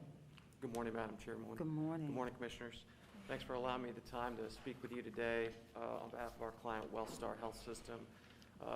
Can't help but drive by Wellstar Douglas Hospital and getting here this morning, and that's where funds were used way back in 2003 to finance improvements to that hospital facility. Those bonds were refunded in 2012, and now Wellstar has an opportunity to refund bonds issued by Cobb County Kennestone Hospital Authority for savings in the next year. And for that reason, they're seeking TEFRA approval of this board. A public hearing was held on December 3rd. That was noticed in 3 newspapers. No members of the public chose to attend, so that hearing has been conducted and is included in the resolution that was proposed to this board, so that this board knows that the public had an opportunity to respond. And just generally, as we often tell you in these TEFRA processes, there's no liability to the county or any political subdivision of the county. The bonds will be the sole obligation for repayment of Wellstar Health System, Inc. Okay, thank you so much, Mr. McCabe. Any other questions for Mr. McCabe? Board, thank you for your wonderful presentation.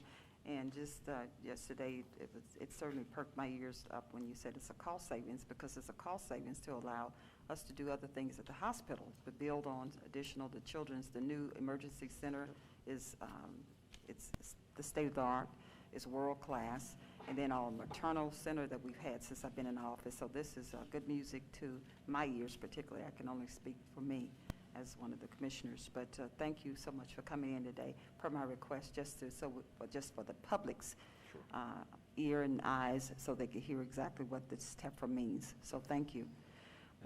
Okay, Vice Chairman Robinson, you Yeah, can add. for the county attorney, and this is probably goes way back, the term inducement resolution.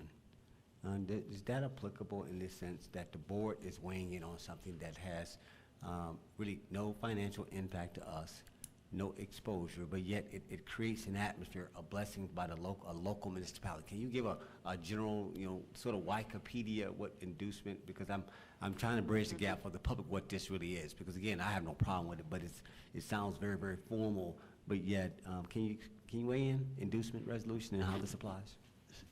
Sure. The TEFRA requires that there be notice to and the approval of the local jurisdiction to the extent the financing pertains to a facility located in that jurisdiction.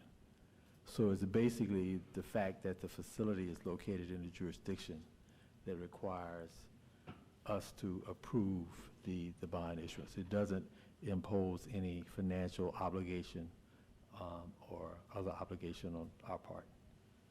So it allows, thank you, so it allows so the financiers, the guys at the money side, are saying we are serving as sort of a validation of the need in the community. In other words, you get the blessing of the local municipality to say that we acknowledge that, yes, the facility here, but is there a need for it? So in essence, it's been presented to us, we think it's good, we think it will bring value. I mean, there's gotta be a reason for it, right? And that's the exchange. It's to induce the moment, but you need somebody who okay, you're not connected, but you still need to weigh in. Your Right, voice because the matters. facility is located in your area. Yeah, the need. That's it. I yield, Madam Chair. We're good? Thank you so much. Thank you so much, Attorney Coleman, for clarifying, and thank you so much, Mr. McCabe. I'm getting ready to call the question for the board so we can vote accordingly. Yep. Thank you so much. Board of Commissioners, you've heard all the questions and answers. Do we have a motion to approve, for approval of the TEFRA report and resolution for Wellstar Health System? So moved as read. Do we have a second? Second. Okay, we have a motion and a second. Any discussion, board? We have a motion and a second. Please prepare to cast your votes.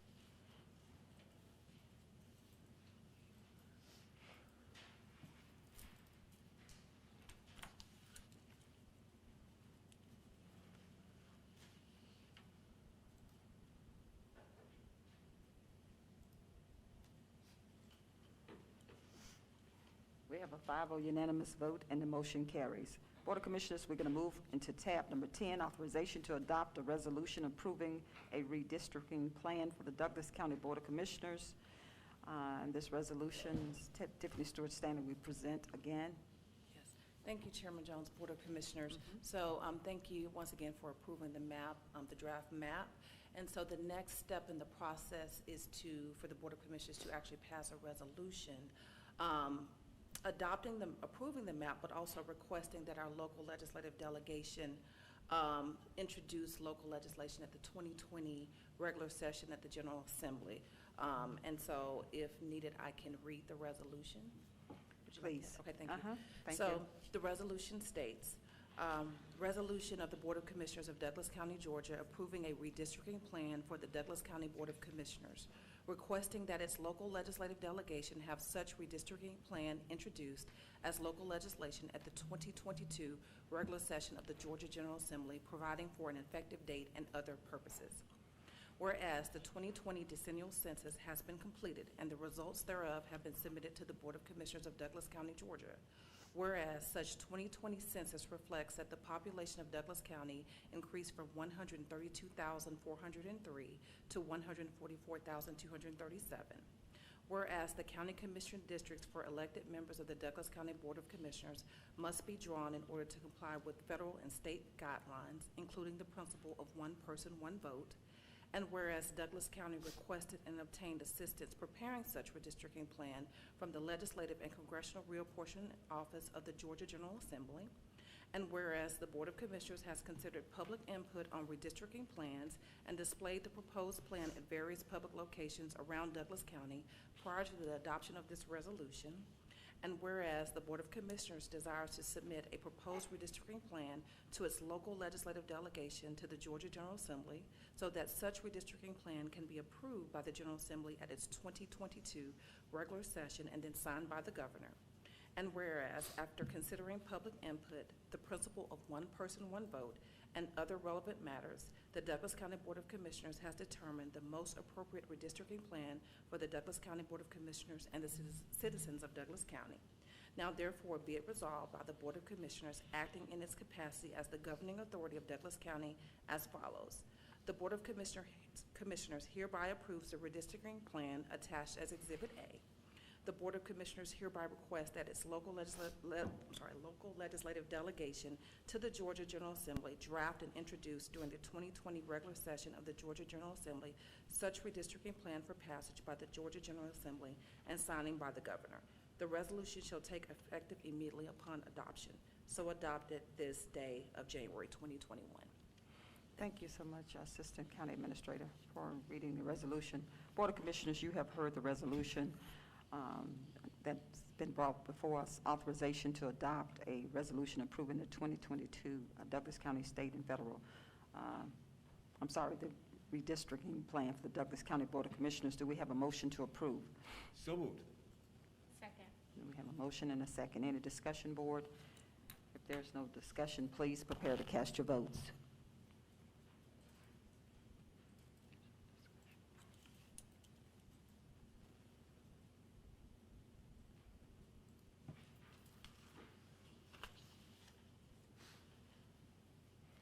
Board, we have a 5-0 unanimous vote, and the motion carries to adopt a resolution approving a redistricting plan for the Douglas County Board of Commissioners. We're going to move on to tab number 11, authorization to adopt a resolution approving the 2022 Douglas County State and Federal Legislative Agenda. Our Assistant County Administrator, again, Tiffany Stewart-Stanley, presenting. You have the floor. Thank you, Chairman Jones, Board of Commissioners. So, as stated yesterday, we did have our annual meeting with our Douglas County State Delegation, chaired by Representative Kimberly Alexander of the 66th District, and we presented a proposed legislative agenda, and we were able to discuss, all of the commissioners were able to provide points of interest for the 2022 legislative session. And so now I come before you today requesting the authority to adopt this resolution, adopting the 2022 Douglas County State and Federal Legislative Agenda. And so I will briefly read this resolution as well. Okay. So whereas the 2022 Douglas County State and Federal Legislative Agenda outlines the county's objectives and policies and provides the framework for advocacy for the 2022 year. And whereas the 2022 Douglas County State and Federal Legislative Agenda is a tool that the Board of Commissioners and staff can use to support the goals, strategies, and priorities of the Douglas County Board of Commissioners.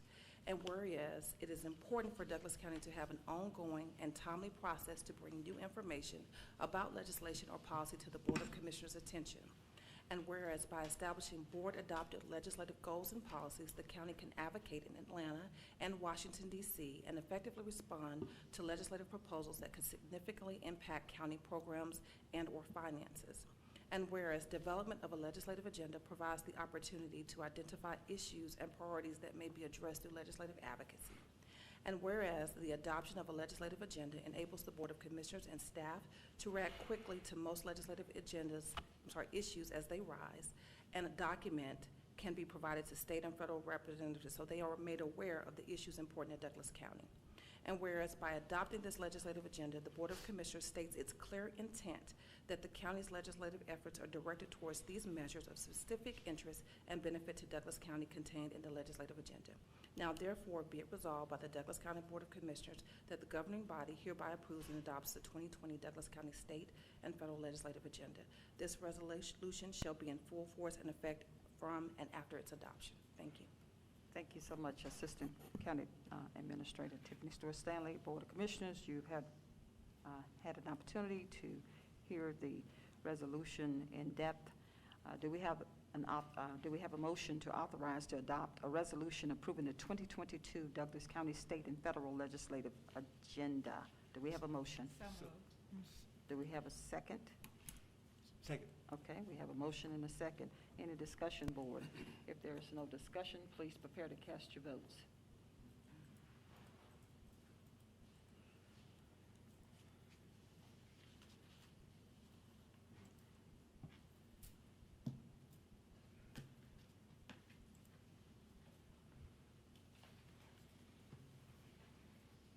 We have a 5-0 unanimous vote, and the motion carries.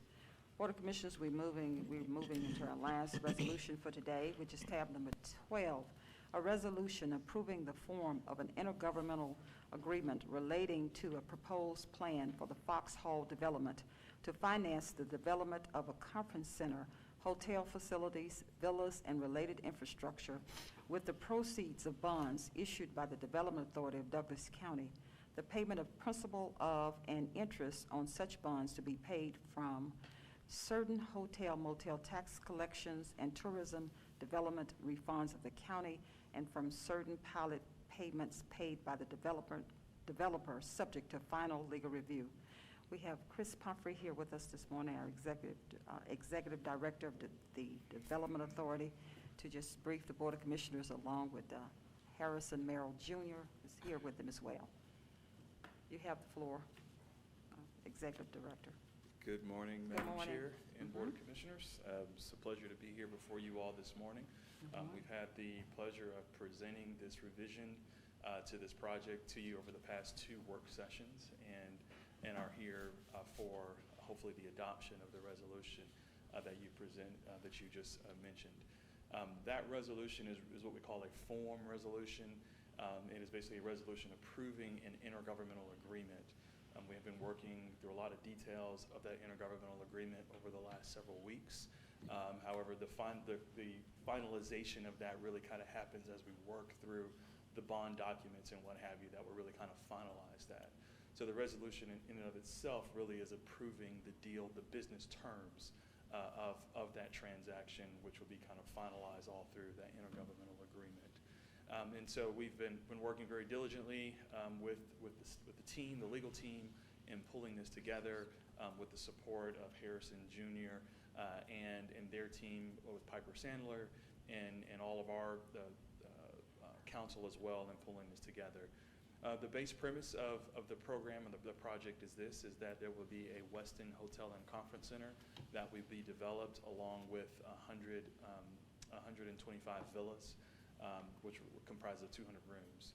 So a total of 450 rooms that will be built on site, that will be bringing in visitors and guests from outside of Douglas County, from more than likely outside of Georgia and across the world, bringing them to our community. It would be a transformative development for our community that really will elevate the profile of Douglas County, bringing in new tax dollars into the community. And we ran a fiscal impact analysis that reflected that it would have a fiscal impact of $32 million over a 15-year period, that are new dollars coming into the county government in the form of property taxes and sales taxes. They also will have a $17 million net present value impact to the school district as well, and that comes in the form of property taxes and sales taxes as well. So we believe it is a very positive project for the community. It moves forward investment in an area that has not seen significant investment, and now that the Water and Sewer Authority has taken the lead in investing roughly $5 million in sewer infrastructure in that area, it is further complementing that in bringing this transformative development to pass. So we did have a few questions yesterday that we worked to get those questions resolved and answered. One of those questions centered around the villas that are in place today and what would be the impact of those villas being included into this project. And so as of last year, those villas paid roughly $49,000 in property taxes and roughly $194,000 in hotel motel taxes. When we ran that fiscal impact analysis, it assumed that those existing villas were a part of that program. So yes, those would technically, that $49,000 would technically come off once the abatement period begins, but you're still seeing a significant gain over that foregone revenue. Let's see, what else did we have? I think I covered that. And once again, the Foxhall team is committed to allowing the county the use of the facility as well. And so they'll work with the county in ensuring that when you need the facility, they will work with you to make whatever portions or the conference center or what have you is made available to the Board of Commissioners for the use. This is truly a public-private partnership, and they see the benefit of the incentive that you're allowing for this project to move forward. And so with that, I'll step aside. I don't know if Harrison, if you have anything else to add, or allow you all to ask any questions. Okay. Board of Commissioners, do you have any questions before I call the question? Any questions? Yes. Commissioner Carthen, you have the floor. Thank you. Mm-hmm. Good morning. Good morning. I won't, Almost noon. I know, I won't belabor this. My question yesterday you did get answered, which was the implications of the taxes that we will forego, the $49,000 and the $194 from the DMO. What I would like for my vote is for those DMO dollars, the ones that the property will get to use for advertising and marketing, to actually be, a percentage of it to actually be utilized with our own DMO. The county does have a DMO who does a great job of advertising and doing marketing for those hotels within the county. And the county doesn't have a lot of hotels to begin with. Most of the hotels are in the city of Douglasville. So I would like for my vote for a percentage of those taxes to be utilized with our current DMO, which is the Douglas County Travel and Tourism Board. So if we could work with our current county attorney to make that happen as a part of the MOU and the intergovernmental agreement, I would truly appreciate that. Also, one other thing, there is a $10 million impact of economic development that is now being placed, of course, in District 4. We know it's been placed in District 2. We see the evidence of it, and of course, just in our past planning and zoning meeting, there was a big vote to put more economic development in there. But District 3 does not have that, so I must advocate for that. So I would ask also that the next development that comes forward be in District 3 for economic development. It's long overdue, and I gotta advocate for my district. But hopefully, congratulations, Mr. Merrill, on getting this passed. It's long overdue. Your property is absolutely beautiful, and I wish you well if this passes. Thank you. And to touch on the DMO tax, on the hotel side of it, that is something, since it'll be sold to the bondholders, that it'll be controlled by the operator for the villas. What I'd love to offer is something that we control, that we can work together on, in a percentage going to the county DMO there, and we can work together on a good percentage. And I think overall, too, a lot of the marketing we'll be doing will be in conjunction with them as well to promote not only Foxhall, but tourism in all of Douglas County, because our goal is to bring people not only throughout the state, not only other states, but also throughout the world to the county and show them everything that we have in Douglas County. Thank you for that. I appreciate that. Madam Chair, I yield. Okay, thank you so much, Commissioner Carthen. Commissioner Guider was next. Commissioner Guider, you have the floor. Thank you, ma'am. Chris, this plan is nothing like the 2016 plan. That's correct. I've explained it in my newsletter that I sent out to my district, and it's, the county is actually getting something back for their money and for the investment and everything. Now, there's a confusing sentence here, and I don't know if I misunderstood or whatever. It says certain pilot payments paid by the developer would go back to help pay for the bonds and everything. I don't believe that was. Yeah, so the base of it is this. On the hotel and conference center, the abatement will be in place as we discussed. So 5 years, 100%, and then flowing in at 95%. And then in year 6, In year they 6. start the 5%. I understand that. Correct. So with that, it is technically an abatement in that the county is not receiving those dollars into the county digest. However, they are still making what we call a payment in lieu of taxes, equivalent to what the taxes would be owed for those years. And so that payment is what the bondholders are looking at as a payment that goes towards the bond indebtedness. So for when it's 100% in year 1, Foxhall is still making that tax payment. It's just that that particular tax payment is directed to the trustee to then go towards the bond debt. And so it's still the same terms of the abatement. It's just they are technically making a payment in lieu of taxes. It's just that that payment is going to the bond trustee. But the pilot payments in year 6, the county gets to keep that. Do they not? So then in that regard, starting in year 6, it's 95%. So 95% is a pilot payment that is made that goes to the trustee. Okay. 5% is a Okay, it's percent not that the goes- 5% that the county gets. The 5%, the county gets the 5%, and then the next Okay, year the county okay. gets 10%. It was just a little confusing Yes, when I looked at this. Mhm. But I'm happy to endorse this because this is entirely different than what was offered in 2016. One of the main things that I was against at that time was the financing and the liability that fell upon the county for the issuance of bonds or the backing of bonds or even our credit name out there on the bond platform.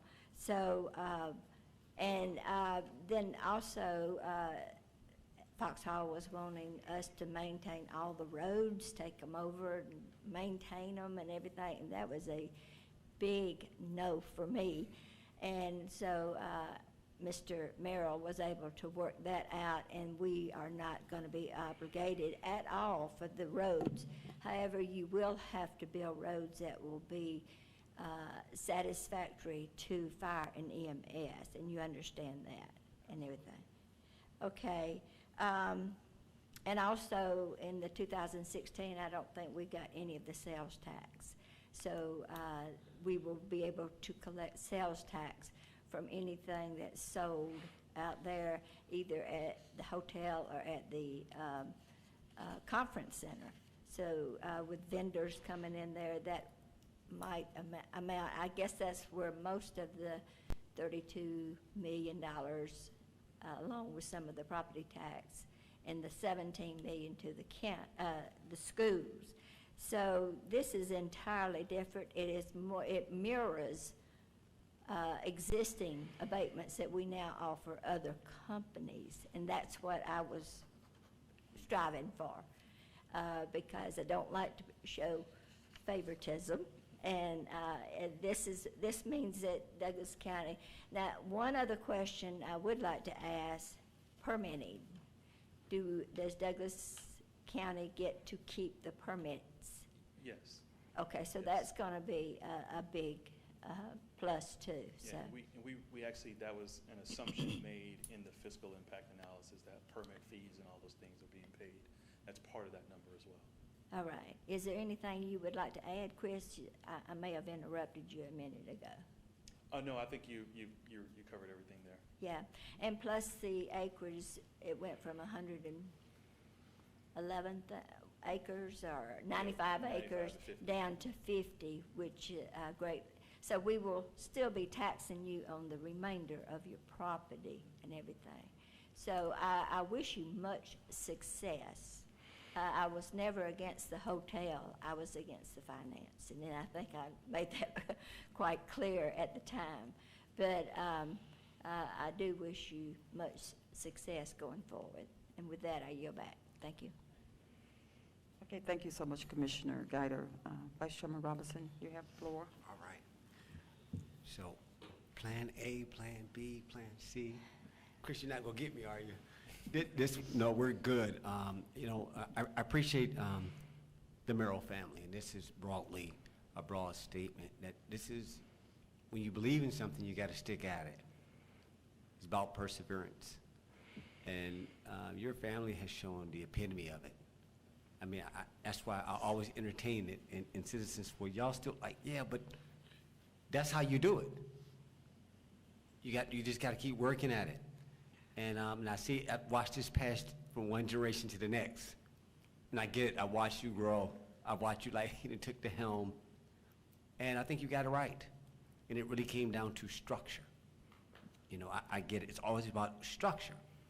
The land is beautiful. We had Georgia State, economic development, we had everybody out there, everybody said, oh my God, we did not know. Like, it's beautiful. But it comes down to structure. So Chris, I appreciate you hanging in there. Again, if the will of the board that this will go forth, it sounds like it's palatable. I agree with Madam Guider. I landed for different reasons. Mine was just cash flow, and do you got your letter of intent? In other words, we can do our part. Are you ready to do your part? And so that was mine, but again, it's the collective will and sort of pause last time. But it looks like you guys have got it done, so I'm gonna keep this going. I agree with Commissioner Carthen. That was a condition, I think that was in Plan B. When we wrote the Development Authority's bylaws, and we acknowledged the fact that we would no longer do deals outside of 10 years. We were letting this go because that was inside of it, right? We're gonna let that go, right? That we're not giving it, we're giving an exception because this was already in play. Again, we're trying to be careful, we're trying to be consistent, but duly noted, we'll let that go because this is part of that. Second is, out of that, to Commissioner Carthen's point and to Commissioner Guider's point, economic development is important to Douglas County. There is a bigger picture. It's just got to be right. Your project originally, its structure was just, we're not Cobb County. We couldn't absorb that type of commitment, though I got it, like, it was too big for us. The structure was too much on the county, and just we just weren't there. We weren't financially mature enough, even as a commissioner, like, okay, I can take on more risk than y'all, but our board was like, it wouldn't work. So, I mean, you have to respect, again, the collective will. But I appreciate that. So back to the economic development, and Commissioner Carthen, I will, through our economic development, thank you for allowing me to be chair of that, well, I'll ensure that the proper distribution, that District 3 is next up. And that's important. Even though we can't make it, it has to be by the, obviously, but you know, it all works out. Duly noted. Chris, my one condition on this is, and this is for economic development in general, there has to be somebody that is involved in these projects, and I'll take care of this as chairman of economic development. There has to be somebody at the table that represents these big deals. You represent economic development. My county attorney, my financial advisor, they're here to advise us, but who's that liaison when by nature it's conflict? You're representing the developer. That's how you're compensated. So who's at the table for us? And it's almost like our program manager on our spots, like who's represent our interest? And so to the board, I'm asking for you guys to support, that, and we'll work through this, that on these big economic development, there has to be somebody that's put in play that represents solely our interest. Yes, I get the county administrator. I get that. Or whoever fills that role, but there's somebody that's got to be like, no, I want somebody totally dedicated, like on that SPLOS, totally dedicated to be at the table until the completion. I don't care if it is this project, I don't care if it's the Lee Road project. I want somebody that's looking out for our interests, because a lot of times I'm in these conversations, I'm like, but you represent the interests of them. And I'm like, well, what about us? But I get it, but that's on us to not be frustrated with you, but put the construct in place that allows that to work. So my condition is to ensure, Board of Commissioners, that we have on all economic development, large economic development, that we appoint, hire whatever you guys desire, somebody to represent our interest, the board's interest, not the staff, the board's interest, like our program manager on all large-scale economic development. County Clerk, did you get that? Yes, sir. Large economic development projects, there must be an appointed person, whether it's hired or whatever, to represent the interests on economic development projects. That's all I got, Madam Chair. Are you? Okay. Go for it. Any other comment or remarks? All right, thank you. Okay. Commissioner Carthen. Commissioner Guider brought up a good point, because going through some of the language in the contract, if we can just iron out the terms, some of the definitions were a bit confusing, County Attorney Coleman. So I'm hopeful that you have looked over and will continue to look over the contract to kind of iron out some of the definitions within the contract. Yes, ma'am, Commissioner Carthen. We intend to continue to review. I understand this approval of this form is subject to final legal review. I would request of the team that they add myself, the county attorney, as well as the financial advisor to the distribution list for subsequent transaction documents, so we can kind of make sure that we're looking at, how the product, because there'll be a number of I agree. additional documents other than these agreements, and just to make sure that we're able to see how the transaction develops through those documents. It'd be important for us to be on the distribution list for those documents. I agree. Most definitely. Okay, thank you. I yield, Madam Chair, or Vice Chair Robinson. The floor has been yielded. Thank you. Thank you, and Madam Chair has yielded the floor temporarily. Vice Chair? Yep. Madam Guider, you have the floor. Okay, I would like to make the point that the chairman of the Board of Commissioners does sit on the Development Authority already. So we do have representation, and the mayor of Douglasville also sits on there. And so if it's something within the jurisdiction of the city, then they're represented. So we do have some representation on the board of the Development Authority. All right, I yield back. Thank you. Thank you, Madam Guider. And good point, and let me clarify what my intention is. Not for the governance of economic development. It's about the execution and implementation of the will of whether it's the Board of Commissioners or the economic. In other words, again, the program manager, think Terry, I need somebody, it's a point. So this is about the execution. Not, so in other words, we're talking about that, when that project gets going, I want to oversee it. Who's at that table? Those are two different functions, duly noted. That's the overall trustee, that's the overall blessing. But somebody got to go implement. I want that person that's facing off day to day to ensure our interests. The county administrator, nor Chris Pumphrey, is gone, though we got Terry Gable at the table. It doesn't invalidate them. It doesn't invalidate, I'm buying Madam Chair time to get back. But it allows us, you guys get my point, but she's got a point. It's not to invalidate, Madam Chair. We were just clarifying, this is important. And I'll yield the floor back to you, but Madam Guider brought the point that you and Madam Mayor sit on the Economic Development Board. And I said, duly noted, my condition was not to undermine or marginalize. They coexist. Y'all are on the board. It's trustees, your oversight on the on sort of the approval of something. I'm talking about the execution. Right. I'm talking about who that person, that Terry Gable, who's in that room. You can't do that, nor can a mayor do that, and all that. They're busy. So it's just those who's going to represent my interests on a specific project. So that's the only condition, but duly noted, because I appreciate you clarifying that. You guys okay with that, Chris? You know what I'm talking about. It's just who we hire. It's a consultant. It's whoever that represents our interests in the room. I could put my county attorney on it, but he's got other things to do. I could put the financial advisor on that, but that's not what I want him to do either. It's somebody who's totally dedicated to overseeing, ensuring that that development comes to pass. I yield. Okay. You back? Yes, I'm back. I yield. Thank you. All right, any other remarks, board? Okay. I'll close by saying that persistence overcomes adversity. And to you, Harrison Jr., job well done. And I stand on the wings of District 4 Commissioner Ann Jones-Guider, and home rule, and I can hear in my heart and her heart that she's blessed in this. So I just want to say, job well done. Persistence overcomes adversity, and you have gone the distance. And I believe it's been a number of years that we've been talking about this project. The only thing I had to just add, I just want to make sure that, and this is for our county attorney, Coleman, to just ensure that we have dissolved the language of the 2016, the terms of the agreement for the 2016 has been dissolved somewhere, and it's documented to make sure that it's no longer active. Yes, ma'am. There was language added yesterday specifically saying that it's the only agreement and that previous agreements have been voided. Is that correct, Chris? Yes, sir. Okay.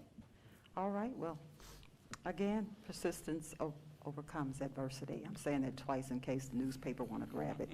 Persistence overcomes adversity. All right. Well, with that being said, thank you all for your presentation, and I certainly, Board of Commissioners, I will move into calling the question. Board of Commissioners, I'm calling the question. Do we have a motion to approve a resolution approving the form of an intergovernmental agreement relating to a proposed plan for the Foxhall development to finance the development of a conference center, hotel facilities, villas, and related infrastructure with the proceeds of bonds issued by the Development Authority of Douglas County, the payment of principal of and interest on such bonds to be paid from certain hotel, motel tax collections and tourism development refunds of the county, and from certain pilot payments paid by the developer subject to final legal review. Do we have a motion? So moved. Do we have a second? Second. We have a motion and a second. Any discussion, Board? We have a motion and a second. Please prepare to cast your votes.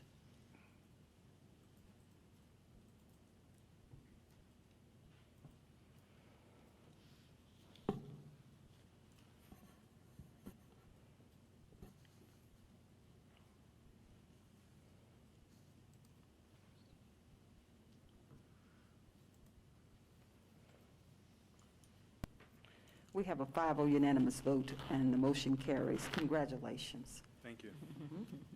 All right, we're going to move forward, Board of Commissioners, to our consent agenda, and I will read each item separately, and please remember that all items are subject to final legal review. Tab number 13, authorization to accept a grant award from the Judicial Council of Georgia, American Rescue Plan Act, ARPA, in the amount of $741,510. Amend the budget and authorize the chairman to sign all related documents. Tab number 14, approval of the 2022 Victims of Crime Act VOCA continuation base funding in the amount of $118,934. VOCA federal funds. Authorize the chairman to sign all necessary documents and amend the budget if needed. Tab number 15, authorization to approve a part-time attorney contract with Don Scotland in the Solicitor General's office, and authorize the chairman to sign all related documents subject to final legal review. Tab number 16, authorization for the chairman to execute a renewal employee contract with John Farah III as part-time investigator with the Solicitor's Office subject to final legal review. Tab number 17, authorization to accept the Victims of Crime Act VOCA 2021-2022 continuation grant in the amount of $149,536, no match required, from the Prosecuting Attorneys Council of Georgia, PAC, agreement for funding of prosecution-based VWAP program, Coronavirus Emergency Supplemental Funding Program, CESF, FY 2020, Coronavirus Aid Relief and Economic Security Act, CARES, Supplemental Award, and Georgia Crime Justice Coordinating Council, CJCC, and authorize the chairman to sign all related documents. Tab number 18, authorization to renew an agreement with Comprehensive Program Services, Inc., CPS, with the Douglas County Sheriff's Office for the period of January 1st, 2022 through December 31st, 2022 to provide enhanced security electronic service for all covered electronic systems at a total cost of $173,793, and authorize the chairman to sign all related documents subject to final legal review. Tab number 19, approval of a contract with CBM Atlanta for janitorial services for the Douglas County Public Libraries beginning January 2022 through December 31st, 2022 at a total cost of $66,952.77, and authorize the chairman to sign all related documents subject to final legal review. Tab number 20, authorization to renew an agreement with Alternative Environments for landscaping services for the Douglas County Libraries in the amount of $15,947 from January 2022 through December 31st, 2022, and authorize the chairman to sign all related documents subject to final legal review. Tab number 21, authorization to make payments in the amount of $6,000 to Ms. Aziza Hickson in the settlement of a claim for road maintenance work performed on Old Camelton Ferry Road, and authorize the chairman to sign all related documents. Tab number 22, approval of a right-of-way maintenance agreement with GDOT for maintenance of the I-20 gateway signs at Thornton Road and Liberty Road, and authorize the chairman to sign all related documents. Tab number 23, approval of the renewal contract with Atlas to provide continued SPLOST management in the amount of $670,998.30 to be funded through the 2016 SPLOST funds, and authorize the chairman to sign all related documents subject to final legal review. And finally, tab number 24, authorization for the chairman to execute a renewal employee contract with Sharon Hansroth as part-time legal assistant with the Solicitor General's office, subject to final legal review. Board of Commissioners, that concludes our consent agenda. Do we have a motion to approve? So moved. Do we have a motion and a second? Any discussion on any? Just one quick, Madam Chair. Okay. Just clarity, for the Atlas project, since that was the trigger, does this, that amount, 600 odd some thousand, does it reflect the increase that they talked about because we put more projects on the table? Did we? It does not reflect the increase, Vice Chair. The increase would be the total of 775.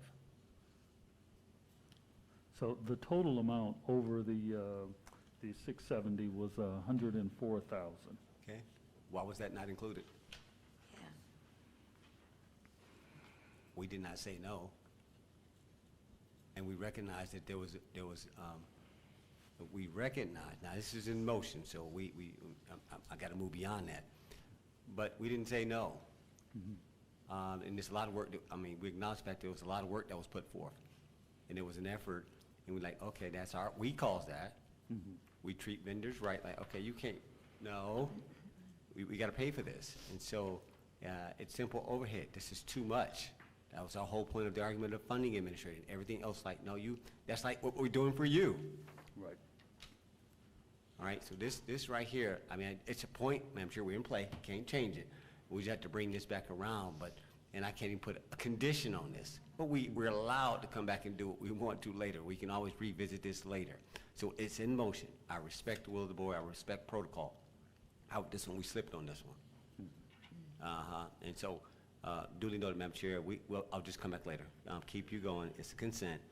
I can't pull it out now. I blinked in the moment when you read it, and it's like, wait a minute, whatever happened to that? But nonetheless, we're okay. I'll respect the protocol. I yield. Okay. Any other I was going to say the same thing. discussion? She didn't say that. Okay. We'll pick it back up later. We'll pick this back up later. So are we trying to figure Any other questions, board, before we? No, we're in consent. Okay. It was tab number 23, Commissioner. Tab number 23. Okay. So finish the consent. We have a motion and a second on the floor. And any other discussion? If not, if there's no other discussion, please prepare to cast your votes. Board.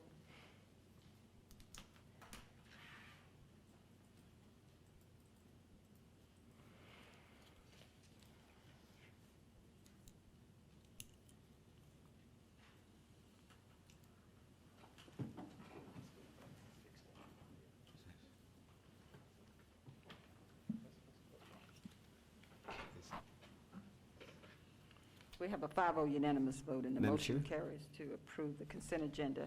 Vice Chairman Robinson?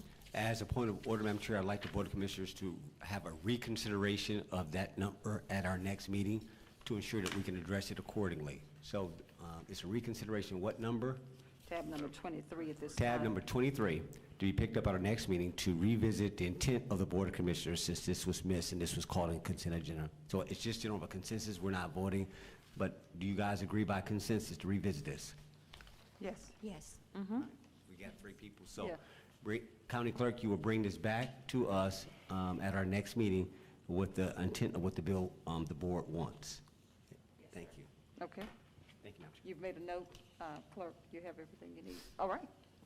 With that being said, thank you, Board of Commissioners, for approving the consent agenda. And at this time, I want to yield the floor to all our commissioners. If you have some announcements that you would like to make regarding your districts, this is your time.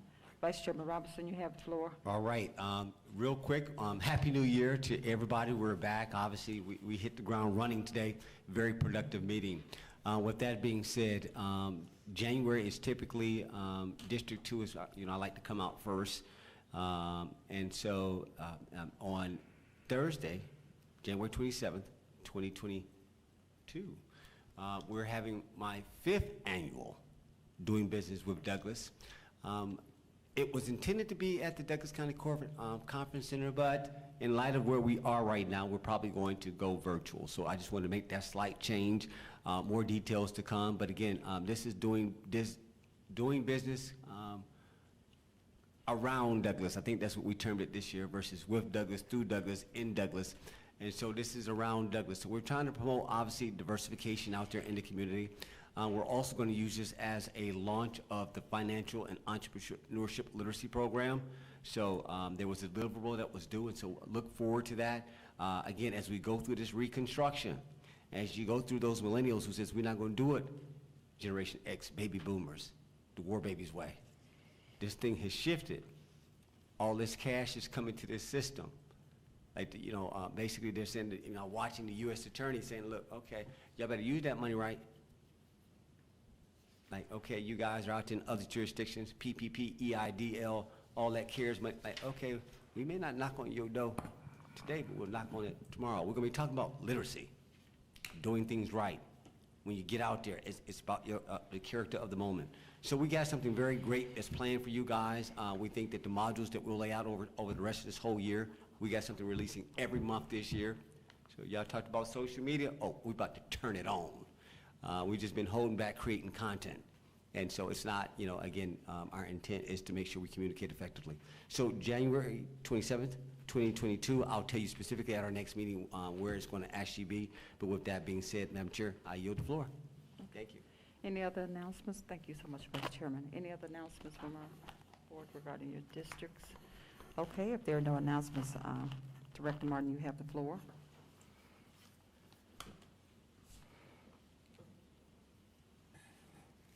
Good afternoon, Chairman Jones, Board of Commissioners, Deputy County Administrator Perry, County Clerk Watson, and Attorney Coleman. Good afternoon. For announcements, Keep Douglas County Beautiful in collaboration with the Keep Georgia Beautiful Foundation, the Home Depot, Davy Tree Expert Company,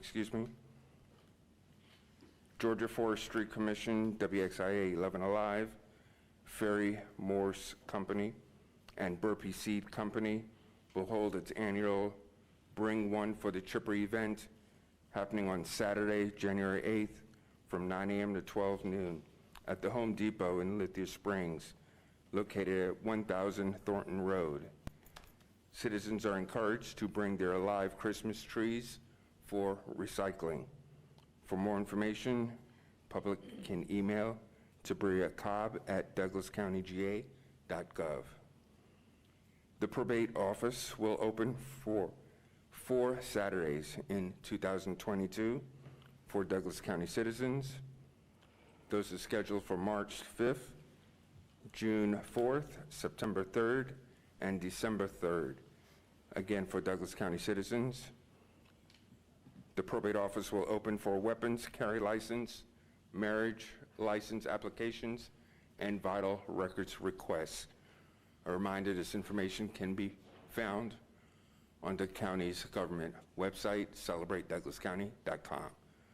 I yield back to you, Madam Chair. All right, thank you so much, Director of Communications, Rick Martin, for providing us with our announcements today. Board of Commissioners, certainly we have a P&Z meeting tonight at 6 p.m., so certainly we will reconvene at 6 o'clock p.m. tonight, and that meeting will be held virtually. And wanted you just to reiterate, because of the surge of the Omicron Omicron and Delta variants certainly has delayed our moment in time to return to business as usual. I urge all the citizens in Douglas County to practice the 3 Ws. I know I sound like a broken record, but I'm going to keep singing until this virus determines to give up. But right now, the virus is in charge.